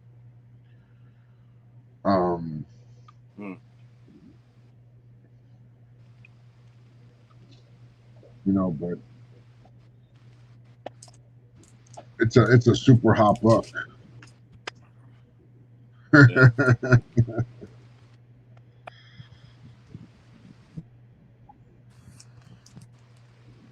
I mean, that's what it's saying it is in according to Go Collect Biggie.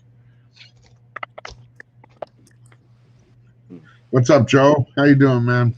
Yeah, I probably need to look at some of those like pricing app type things. You know, and go after those, like, you know, keep an eye out so I'm not spending too much money. Yeah, CLZ is like an inventory app where you can put all your books in, so I can like put all my books Yeah, in. I've got CLZ on my phone. Yeah, you know what I'm talking about. So I couldn't work out how to do it, so I just took screenshots. But he found. Have you caught up with Barney yet? No, I haven't caught up with Barney yet. We'll probably get together. I'll probably see him this week. It might maybe tomorrow. I'll give him. I'll text him and see what's up. I got to get to that other shop.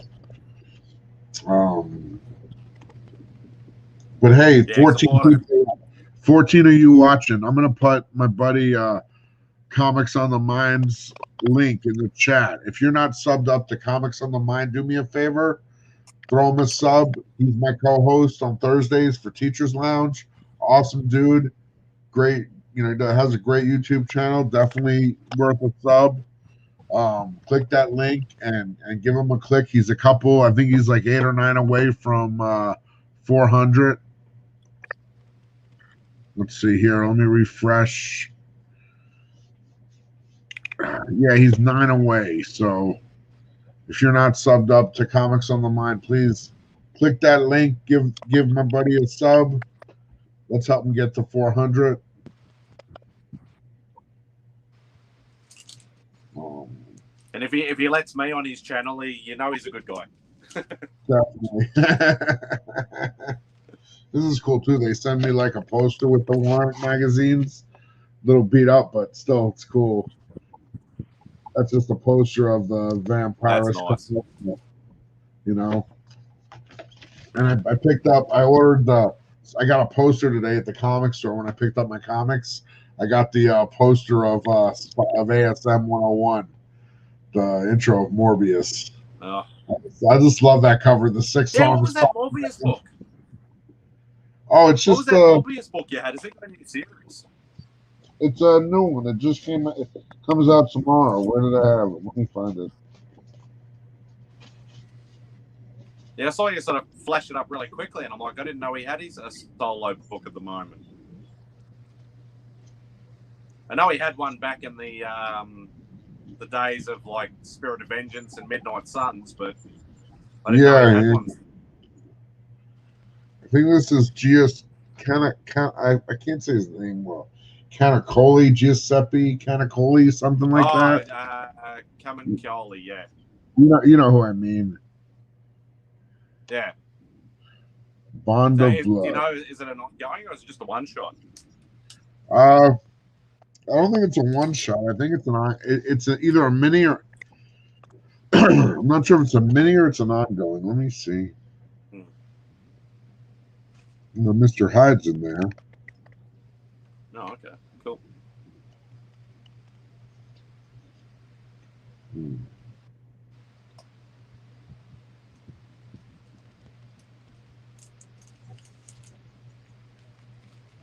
Different artist inside.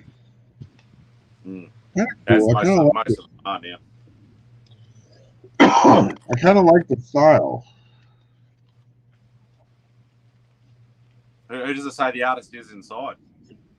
The interior artist is Tom Riley. Oh, yep, I've heard of him. That's the thing. I know too many.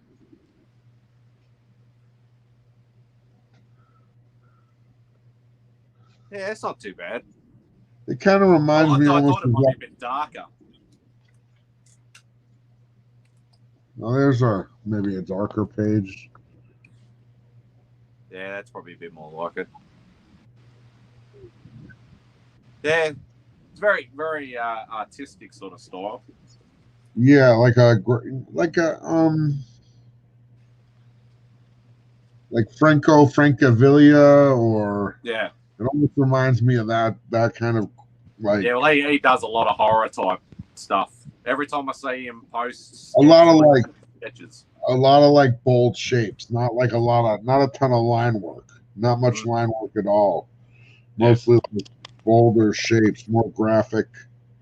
That's a pretty cool shot of him right there jumping. The shadow on his face. I like the composition. The guy's down there and he's like flying away or whatever. Yeah, with the red background and the building. Yeah, I'll have to pick this up. Well, if you can't find it, let me know. I'll throw it in. Oh, cool. Like if it's only just come out there, I won't see it for probably about another week. Okay. Yeah, it comes out tomorrow. That's cool. He's fighting Mr. Hyde.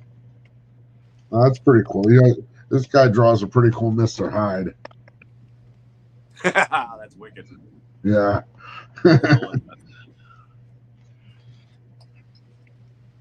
It says the end. It might be. There might only be a one shot. Yeah. That's right. I like Morbius as a character, so I just hope they don't screw up the movie too much. I hope not. I mean, look, I don't think it's, man, I don't know. I just hope to.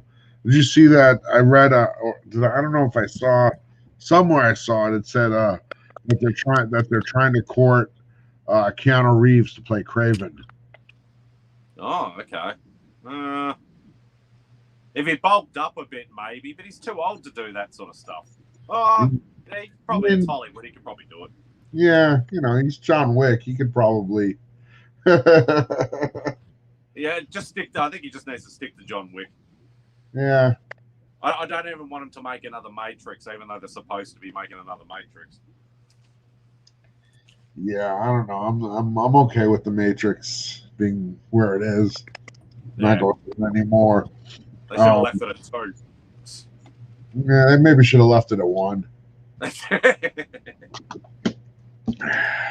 It went a little sideways. Yeah. Well, there was a lot of good bits and a lot of good effects and things like that in the second one, but yeah, the third one was. Yeah. You could even make that that argument. There's some cool visuals in the third one. Yeah, I suppose. Yeah. Visuals, just but there's like a storytelling part that just doesn't gel. I suppose if you got to ask the question, would you rewatch it? I'd say yes, I would rewatch 1 and I would rewatch 2, but probably not 3. Yeah. Even though I have all of them on DVD. No, I hear you. I hear you. So, have you caught up on WandaVision yet? No spoilers, just asking. Yeah. I'm up to date. Date. Yeah, I have to wait till the weekend until I go to the missus' house because she's got all the streaming services, not me. So okay, that's cool. It's good. I'm enjoying it. Without saying anything more. What's Biggie Shaxton? Been thinking about GSX a lot, and I feel like it wasn't for the team up. The first aren't that great.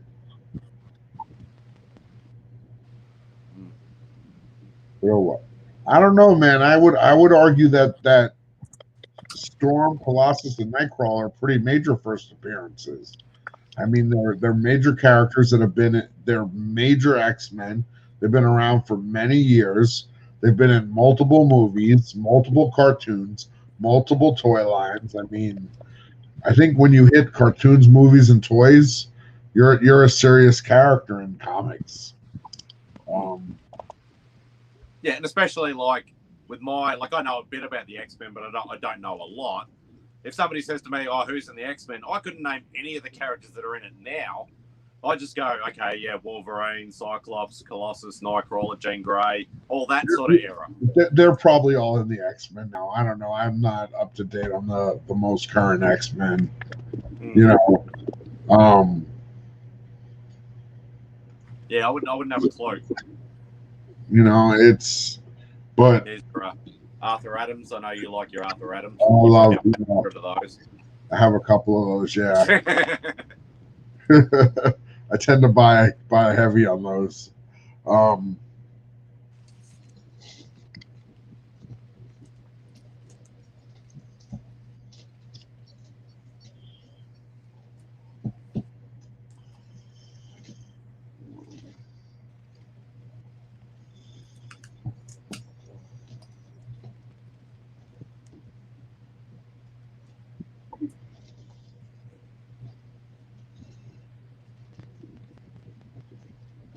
Where'd it go? Oh. Yeah, so I'm like overwhelmed with books that are everywhere. I don't know how you guys cope.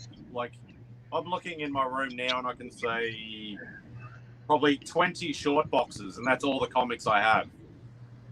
And you guys are like, I have a container, I have a storage, 100 long boxes. And well, like, dude, just look what I have behind me.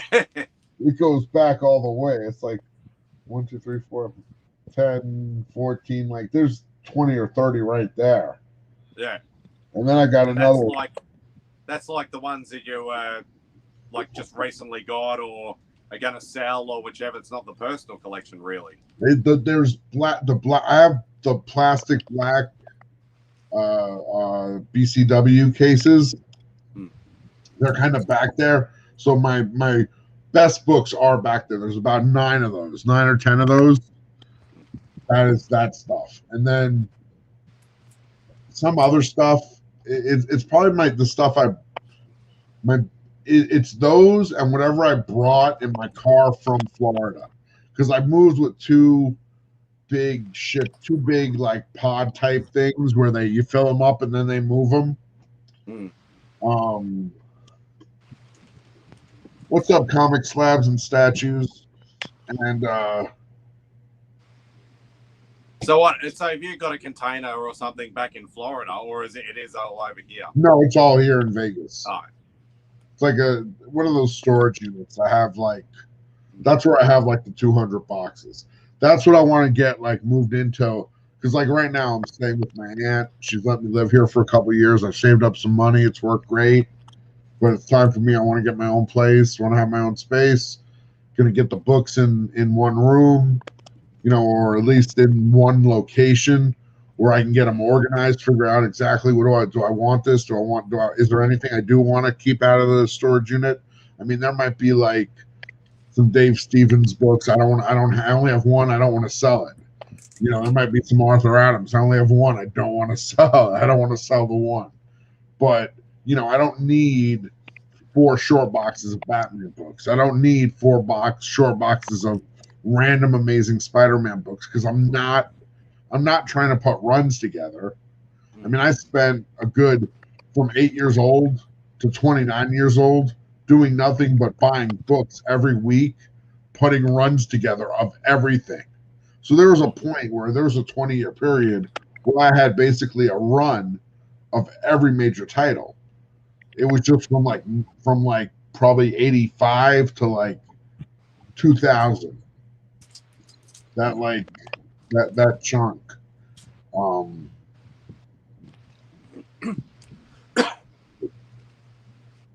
Whereas I always collected just Amazing, and I started getting towards the expensive end, and I was working on like what we call retail wages, which is not much. And I started getting to the point where I'm like, I can't afford these keys, these old books. So I pretty much then I started Web, and then I started Spectacular, and then I started with a few bits and pieces of other stuff. And then obviously as you get older and you earn more money, then you start going after other stuff. Yeah. But it's always been quality. My appetite for comics always exceeded my budget, what I can afford. Yeah. But when I was young, when you're young, when I was young, it was like, whatever. I have $200 in my pocket. Well, I'm hungry, so maybe I'll save $10 for a couple hamburgers. But the rest of it I'll spend on comics, or I'll spend it on comics, and I'll figure out what to eat later. I'll find my one buddy who's got some food, and I'll go over his house, and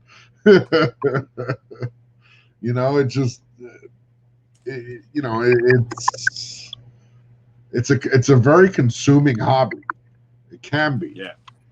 Now, as I've gotten older, I've gotten way more disciplined, and now it's like I sell books, and I try. I really try to, like, honestly. I walked into one of my LCSs today, and like, I get it. Like, I don't have overhead like a store does. I'm not paying rent, and I don't have bills and whatnot. But like this book, I was selling this. I don't know if you picked one of these up the other day, but I grabbed one of them. I thought you did. $12, right? It literally was on their wall for $20, and I'm like, I know what you like. I know the best price you could have gotten this for. It's like the what is it? Amazing Spider-Man, like the one with the white head, all made out of wood. Yeah. Like, people are like, it's what, a $4 book or $5 book or whatever like that. And everybody's trying to sell it for like $30, $40, $50. And I don't think I sold one I sold a couple for like 20. But you would have done that once the second print came out. So that's when they started going up in price. But if it's straight off the shelf, and that's the thing with some of the comic shops here too. Unfortunately, my local comic shop is where we got our standing orders. They tend to do stuff like that. They've never done me any wrong or the missus any wrong, but there are some that will, they might have a book on the shelf that's 6 months old. Other shops, and they'll go, no, it's still cover price. Whereas some shops will go, oh no, this is a hot book now, so it's $50. And yeah, I just don't like that. Well, I mean, I think you gotta be like reasonable in that, like, if the day it comes out, if a store's marking it up like the day it comes out, you're not gonna happens here. You're not on my happy list. You're not on my cool list. If it's an amount of time, I don't know. It really depends. Like, I don't fault stores for like trying to make money where they can, because they do have bills to pay. But when I come in, like, there were stores in Florida that I dealt with that, like, I got your issues right here, 1, 3, 4, 6. I put it up there. Your Spidey issues, you need 1, 3, 6. That's just it's to me, it's like, it's almost abusive. You're like, if you want to do that, just put it in back and don't sell it for a week. Yeah. And then next week, hey, then I can tell myself, maybe you pick that up through another source. Maybe you sold out on Wednesday, you got some more. That's what you pay. Okay, you got to charge that. That's what you got to charge. But I don't know, when you're in the store like Wednesday morning and the book's already marked up, that's kind of a slap in the face. Yeah, there needs to be some sort of grace period. Like, yeah, as you said, whether it's a week or a month or whatever. Yeah, not even a day or two after. It has to be at least a week or two, at least. Did you get that one? The black web, the web cover. Did you get that one? Friday ASM 55. Yeah. I actually ended up with 2 copies, so I gave my mate one and whatever, and I got that one. I've got the red one off you. Okay. And there's a blue one coming out now. Yeah, there's a third print blue one coming out. Yeah, so I don't know. I'll probably get that too. I'll have it for cover price. You know, I'll have it for Yeah. the $4. That's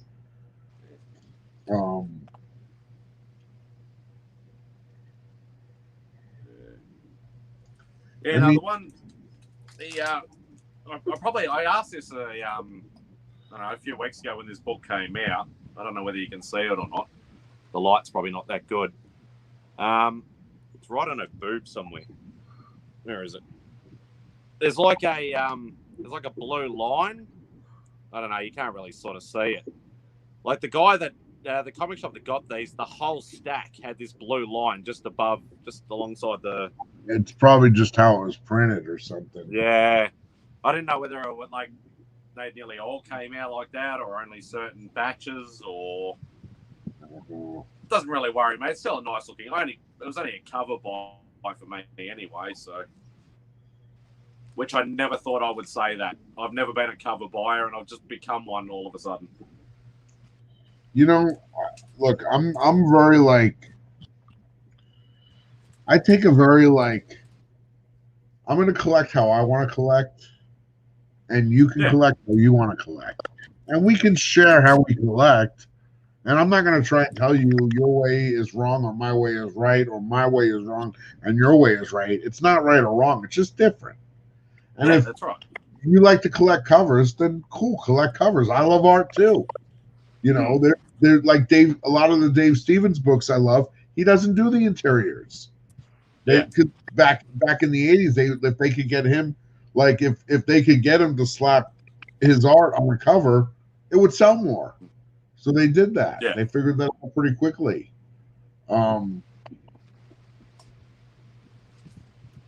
Yeah, I suppose, like, some of the guys, like I mentioned him a million times. I'm noting because I'm trying to get Simple Simon some subs as well. Yeah, definitely. What's his? Let me look him up. I'll put his link in the chat. You'll Is it just Simple Simon? Yeah, just Simple Simon. You'll see it. It'll be. It looks like a cartoon Asian head, and he's got half red and half black hair.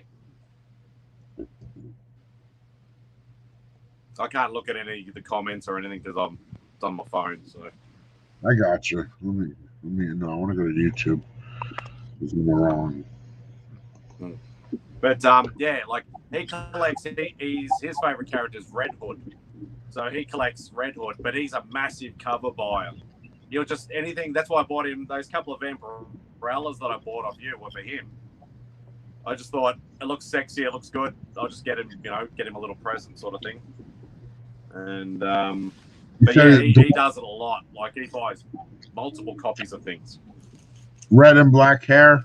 But yeah, he's got half red, half black hair. Well, I just like a funny cartoon Asian dude. Yeah, I just subbed him, so that's got him a sub. Let me get his. Yeah, you'll see me in a couple of videos. I'm gonna pay so. I'm in there somewhere. So here's Simple Simon's link. Click Simple Simon's link if you're hanging out with us, and throw Simple Simon a sub. Let's get him a couple subs. And if you haven't subbed Comics on the Mind yet, I'm going to throw his link in the chat. Please give Comics on the Mind, click his link, and throw him a sub or two. I imagine you got, let's get Simon to where Simon's trying to get to. Simon's it's at about like 544 right now, so maybe we get him to 550. Maybe we can get Comics on the Mind to. What happened? That's so weird. He was at 3. Was I looking at a different window, maybe? Well, what's he on now? Oh no, he's up. I just hadn't refresh. I was in a different window. I didn't refresh it. He's up to 392 now. Awesome. 8 more, and he's at 400. Cool. We got a couple for Simon. Nice, guys. Thank you. It's all about community. Yeah, for sure. Dude, honestly, like I said, man, I've been so 47. Nice. You got 3 more. Dude, I'm just so overwhelmed by how cool everybody is and how much my channel's grown that I feel like it's like the right thing for me to do is to like try and like share the love a little bit and share the the attention and get if I can help somebody grow by a couple of subs, man, I appreciate every single sub. I really do.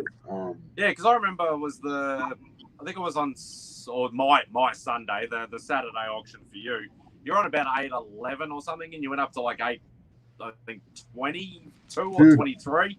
And then when I looked before I looked at it, you're on almost 850. Yeah, I literally Thursday on Teachers Lounge, I hit 800. So last Thursday I hit 800. Yeah, so Friday, Saturday, Sunday, Monday. On Tuesday, 5 days later, I'm almost to 850 or so. It's and like, dude, I haven't done a contest or anything. It's just, I guess the auctions are a big catalyst. They're a big push for the subs because people want it like the auctions. So I get that. Yeah, I suppose like a lot of people, like they do contests every 150, whichever. They do a lot of AOKs that get some subs and things like that. It's whatever works for you. Just like the collecting thing, just do what you want to do. Yeah, for sure, man. I exactly. Do what works for you.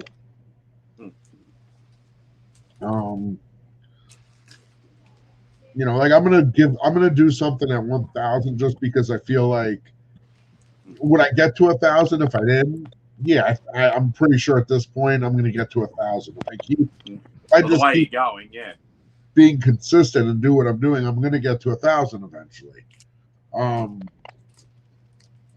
it's like I have I'm close to 3,000 followers on Instagram. I don't really push the Instagram like I could. I mean, I 300. I throw a post up when I have an auction. When I have this, I take a picture of a pizza when I'm eating pizza, and that's pretty much and a few other pictures here and there. But I don't really be like, hey, sub me up on YouTube, sub me up on YouTube. I don't post that. When people follow me, I send them my link to YouTube. So I've picked up followers. I've picked up subs that way. Yeah. But yeah, I suppose it's like what's going on? I think I was on like 1 or 2 of the Aussie guys' channels, but it wasn't until I was on Carvey's channel for so that's my first international appearance. I went from I think I had about 180 followers on Instagram. Now I've got about 340. Yeah. So slowly, but I'm not really fussed about followers on Instagram and stuff. People like it. Yeah, I mean, comic books anyway. Instagram is funny. It just every day I get more followers. It gets to a point where you don't even try and it just rolls like a snowball. What's going on Parker's channel, Tricky? I don't understand. I thought he was signed off. I thought the auction was done. That's what he told me when I was there. I don't know, man.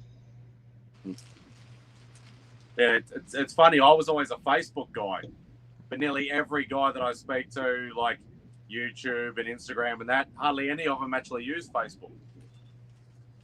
So yeah, Facebook I think is just kind of like gone. I don't know. It's not as. That's how I made most of my contacts is through Facebook. Like I'm friends with nearly every single artist that's out there. Yeah, my Facebook is all comics and artists and artist groups. That's what I've probably got. I'd say about maybe 70% of my commissions has been through Facebook. So it's working for me. And my whole entire art collection is pretty much on Facebook. It's not about that. It's about like deep feelings and connections. It's like that type of shit. So someone who's Sagittarius might be very blunt with you. I don't know. They meant They're talking about being Sagittarius or something on his channel. I don't know, some nonsense or whatever. No, I don't think they're just hanging out talking. I just looked. It's all good. I see, instead of they gouge word of mouth. Yeah, man, I don't want to sell you a book, but honestly, like the reason I don't want to sell you a book because of what it might be worth in the future. I think it's a good book right now. I don't care if it's $4. Like, I don't care if it's like this book that's cover price right now. Could this go up? It could, but it could also end up in dollar bins and nobody could care about it. But right now, if you want to read it, if you want to read a horror story with clowns, it's a good book. It's a good read. Get it and read it. It's $4. On the same token, you know, this is a great book. It's I'm trying to sell it. It's $450. But I'm not gonna, is this likely to go up? 100%. This is, to me, one of the 3 biggest Marvel Bronze Age keys. 3 or 4 biggest books. It's, to me, right behind GSX 1, Hulk 181, and ASM 129. But they're great books because of what they are right now today. It's not like I'm not trying to sell people books like they're futures. Like, give me $4 today and you might be able to get 12 tomorrow. That's just not, that's why dude, I don't even like, it's really, if I was looking at it from a business perspective, it would not be worth the money or time to buy this for what I buy it for and sell it for what I sell it for. But I do it because, if I can help somebody get their books, I'm happy to do it. I don't care. I'm going to probably this summer go through a lot of that stuff and just try and get whatever I have into it, try and just get that out of it or close to it out of it. Yeah, older books are always going to be better. Look, I get comics can be an investment, absolutely, no question. But I just don't think it's the necessarily like the best way to sell comics, especially when, like, here's the thing. If you want to, I've loved comics my whole life since I'm a kid. I love sharing that love of comics with other people. You're not going to develop a long-term hobby buying based on the hopes of making money, because ultimately, if you buy 100 books, you might hit on 1 or 2 of them, but you're going to miss on 98, or you're going to miss on far more than you do if that's why you buy comics. But if you buy comics because you buy the ones you like them, then you're going to hit on 100 of them. If you buy what you like, and when you first start, you may think you like something, but then you might not like it. So maybe you have some stuff you don't really love, but you figure it out. That's part of the evolution, the growth of a collector. I don't buy look, I've been collecting since I'm 8. That's over 35 years. I'm just kind of getting to this point now where I'm really getting into some of these bigger books. And it's only because I'm able to sell books and kind of leverage what I'm doing. Probably the one thing for me that I've only noticed in the last couple of years is I hate the word spec. Everybody's like, this has got spec, this has got spec. And I'm like, I just want to buy it because I like the look of it. I want to read it. Dude, yeah. I like the interior art. I don't give a crap about spec. I don't, look, you want me to be honest? I think there's a lot of guys selling comics who, they don't know comics. They don't know. I mean, they know comics, but they don't know comics. They don't know them like I know them. they can't have like you and I can have a conversation about artists, you know, and maybe I don't know every new artist, but dude, there was a point where I would just look at books and I just knew who drew them. And I knew if it was the guy or the clone of the guy who's trying to draw like him. Oh, I know who you're mentioning there. I won't say anything. You know, it's just, you know, there's literally, you know, I can remember when I got the second issue of Batman Year 2. It had been this run that Alan Davis penciled and Paul Neary inked, and Mike Barr was writing. It was this great run of Detective. They did an awesome couple Joker issues. It was a good Mad Hatter issue. It was a really good run. And they started the Year 2 story. And it was part 1, and the cover was Batman holding a gun. And that was like, oh, Batman's got a gun. What's going on? Yeah. And then in issue 2, I open it up, and you know Alan Davis's art. It's like a smooth. He's got a smooth line, a smooth anatomy. It's very flowing, very slick. And I look at this, and there's all this line work, and I'm like, who's trying to copy Art Adams? That was literally the thought I had when I looked at the book. You know who drew that second issue of Year 2? Todd McFarlane. I thought you were going to go the Nick Bradshaw way. No. This was. I'm talking like 1985 or 80. No. Yeah. I'm lying. Like 86, 87. This is like 87. You know, this is mid to late 80s. So, you know, like my Art Adams, that was long shot at the time. That was my knowledge of Art Adams. But this was before McFarlane had really come on the scene. He had done like Coyote and some Infinity Inc., you know, and this was the first big thing I remember him being in. It was like, who's this guy trying to like ape Art Adams?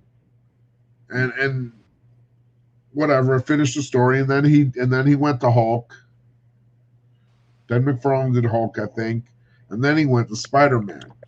Yeah, he restarted the Spider-Man series just the title Spider-Man. Yeah, but I mean, he went from Incredible Hulk to Amazing Spider-Man, and then Spider-Man.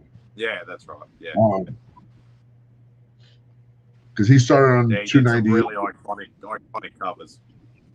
Yeah, he had that awesome Venom cover where he's standing over Spidey, and he did. Yeah, I love the there's the one when Spidey's with Mary Jane. It's like winter time, and she's sitting on the curb, and Spidey's getting like booted out of the apartment, out of the building. I like the one with the Prowler was awesome. Where the Prowler's like all posed in his capes. It's like the prototype for Spawn. Definitely some cool covers. Definitely, I mean, but I think he did, like, for me personally, that start off with just the Spider-Man title that he did was some of the best work, like some of my favorite work that he ever did. Yeah, you know, obviously that's just my opinion, but I mean, because he pretty much drew, like, you know, the whole book. So, you know, that was his baby almost. Yeah, that's tricky. Yeah, he stopped and he went to Image. Yeah, he needed Spawn. I get it. Whatever. Tricky's tricky. Whatever. Shallow. I know. It's like he's telling me Tricky's messing with me. I don't know. He said Parker raid. I don't know what he's. I guess he's trying to steal. Maybe he's trying to steal our viewers, our 11 viewers.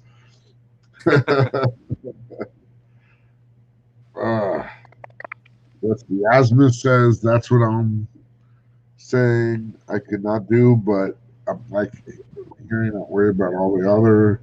He goes, remember the book is enough. Yeah, look, if I you know, my one buddy who doesn't collect comics, we were hanging out the other day, and he's like, "Do you think people actually read comics?" And I'm like, "Yeah, I think some people definitely read comics." Does everybody who buys comics read comics? No, because there's people who just buy it for there's people who just collect covers. And that's fine. If that's what makes them happy and that's what they like, that's what they like.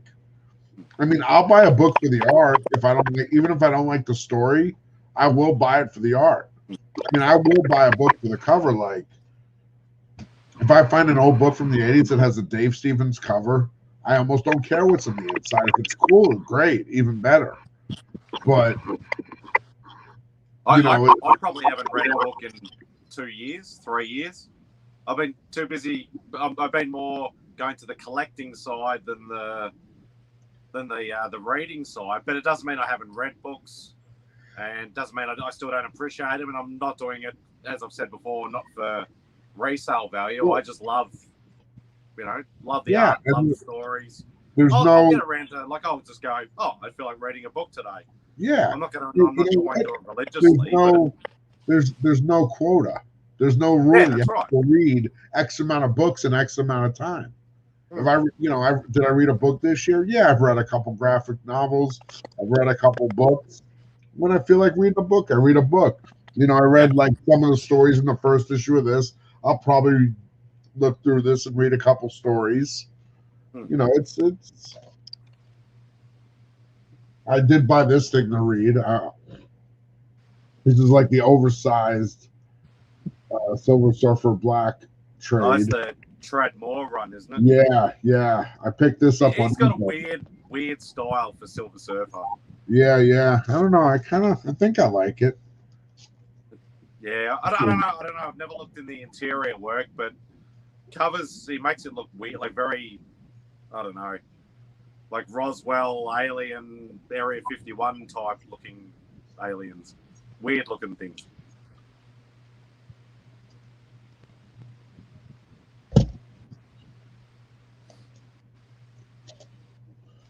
If it's the same inside, nah.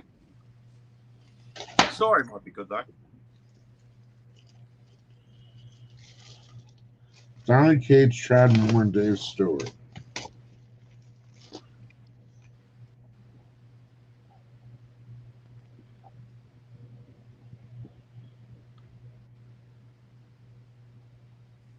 Sort of similar inside, or yeah, it's kind of trippy.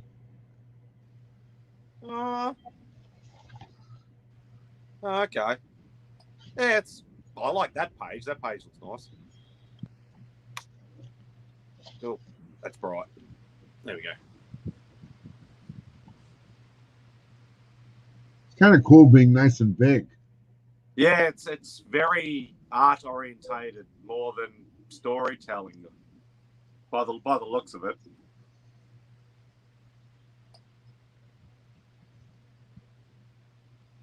No, that's too bright.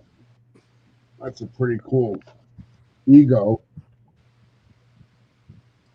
That does look very, very cool. Okay, so covers for it. Yeah, I just don't like the way he draws Silver Surfer though. Makes him just look weird. Although I'm more of a Ron Lim sort of Silver Surfer guy.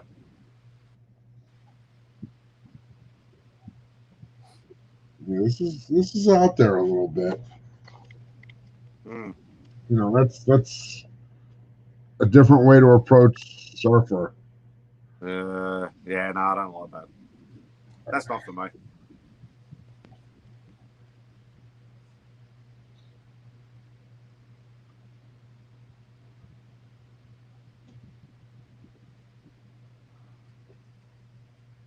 Like, besides Surfer, like, the visuals look really, really nice and really looks like you're on a bit of an acid trip. Yeah. It reminds me of, like, what's that hardcover I got? It's a European artist. It's one of the old heavy metal hardcovers. I can't remember. I'll have to bring it out next time.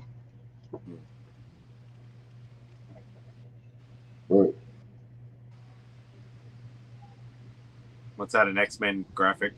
It's Art Adams X-Men book. It's like the art of Art Adams X-Men. Yeah, I'm spewing he never brought any of his books out here with him when he came the last couple of times. Who didn't? Art.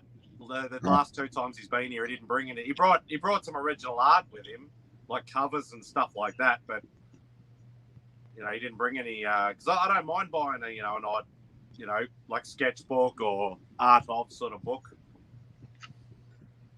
Yeah, But, that's cool. He had a very, very nice Black Panther cover here, but it was $8,000, and I don't have that kind of money. Yeah, that's really nice. Yeah, you can pick him every day. Oh yeah. I mean, this is like this is and it's funny, like these are panels from like the stuff I read when I was a kid, from the New Mutants special edition and cool stuff.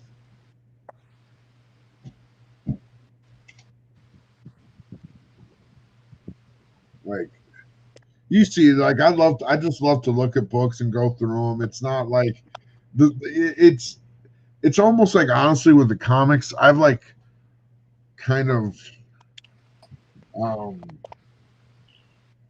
dabbled in a little bit of everything, but the art is really the biggest pull for me. I love a good story, but I'll buy a book for its art. I mean, I'll buy a book if somebody recommends it and I don't love the art, I'll still buy a book and read it and give it a shot. But whether I've it's a bit hard to explain, but I've sort of streamlined my collection, but sort of broadened it in a way as well. So in other words, like I had DC books, I had some Spawn books, I had some indie books and stuff like that. I gave all my Spawns to the other Simon. I gave my DC books to another friend of mine years ago. I gave my indie books away to somebody else. I don't want them anymore. You can just have them. And but now everything's Marvel, but I'm buying a lot of different Marvel instead of just Spider.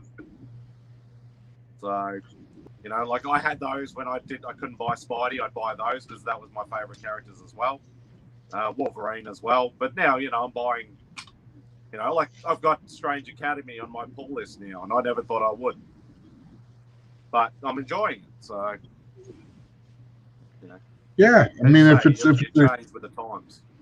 Yeah, it's and that's just it. You don't like when I was honestly, like when I was young, when I was like probably I was probably in like 6th or 7th grade. I was probably in 6th grade in like the summer of 1986. That's when I really started reading independents. That's when they really started being more prevalent to me. And I've never I've always read Marvel. I've always read DC. But the ones that I really was excited about was independents. I always love finding a new artist or a new, I remember reading like I got the this trade to read. The Mike Allred X-Ray Robot. Yes, I never even heard of that. he did Madman. Have you ever seen Madman? Yeah, I've seen Madman. Yeah. So he did X-Force for a while. He did a Silver Surfer series too. Yeah, I remember who Michael is, Michael Allred. But yeah, I didn't. This is a newer. I don't keep an eye out for indie stuff too much. Yeah, kind of a trippy. It's like a sci-fi. Oh yeah, that's pretty cool. Yeah, he's got a certain, like a nice. That's pretty cool. He's actually got sort of a, I don't know, it's almost like a simplistic sort of style, but it still pops. I don't know. That's because it's not like massively detailed like like a David Finch or something like that, but it's still enough to catch your attention. Right, like there's more detail like there, but it's still he puts the detail where he needs to. Yeah, it's a very like clean style.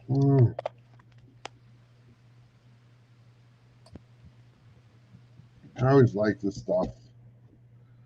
But man, I gotta get to sleep, guys. I'm gonna go for let's go for one more shot for Simple Simon, and I'm gonna drop his in the link. And if anybody is not signed up for Simple Simon, give him a sub, and I'm gonna give one more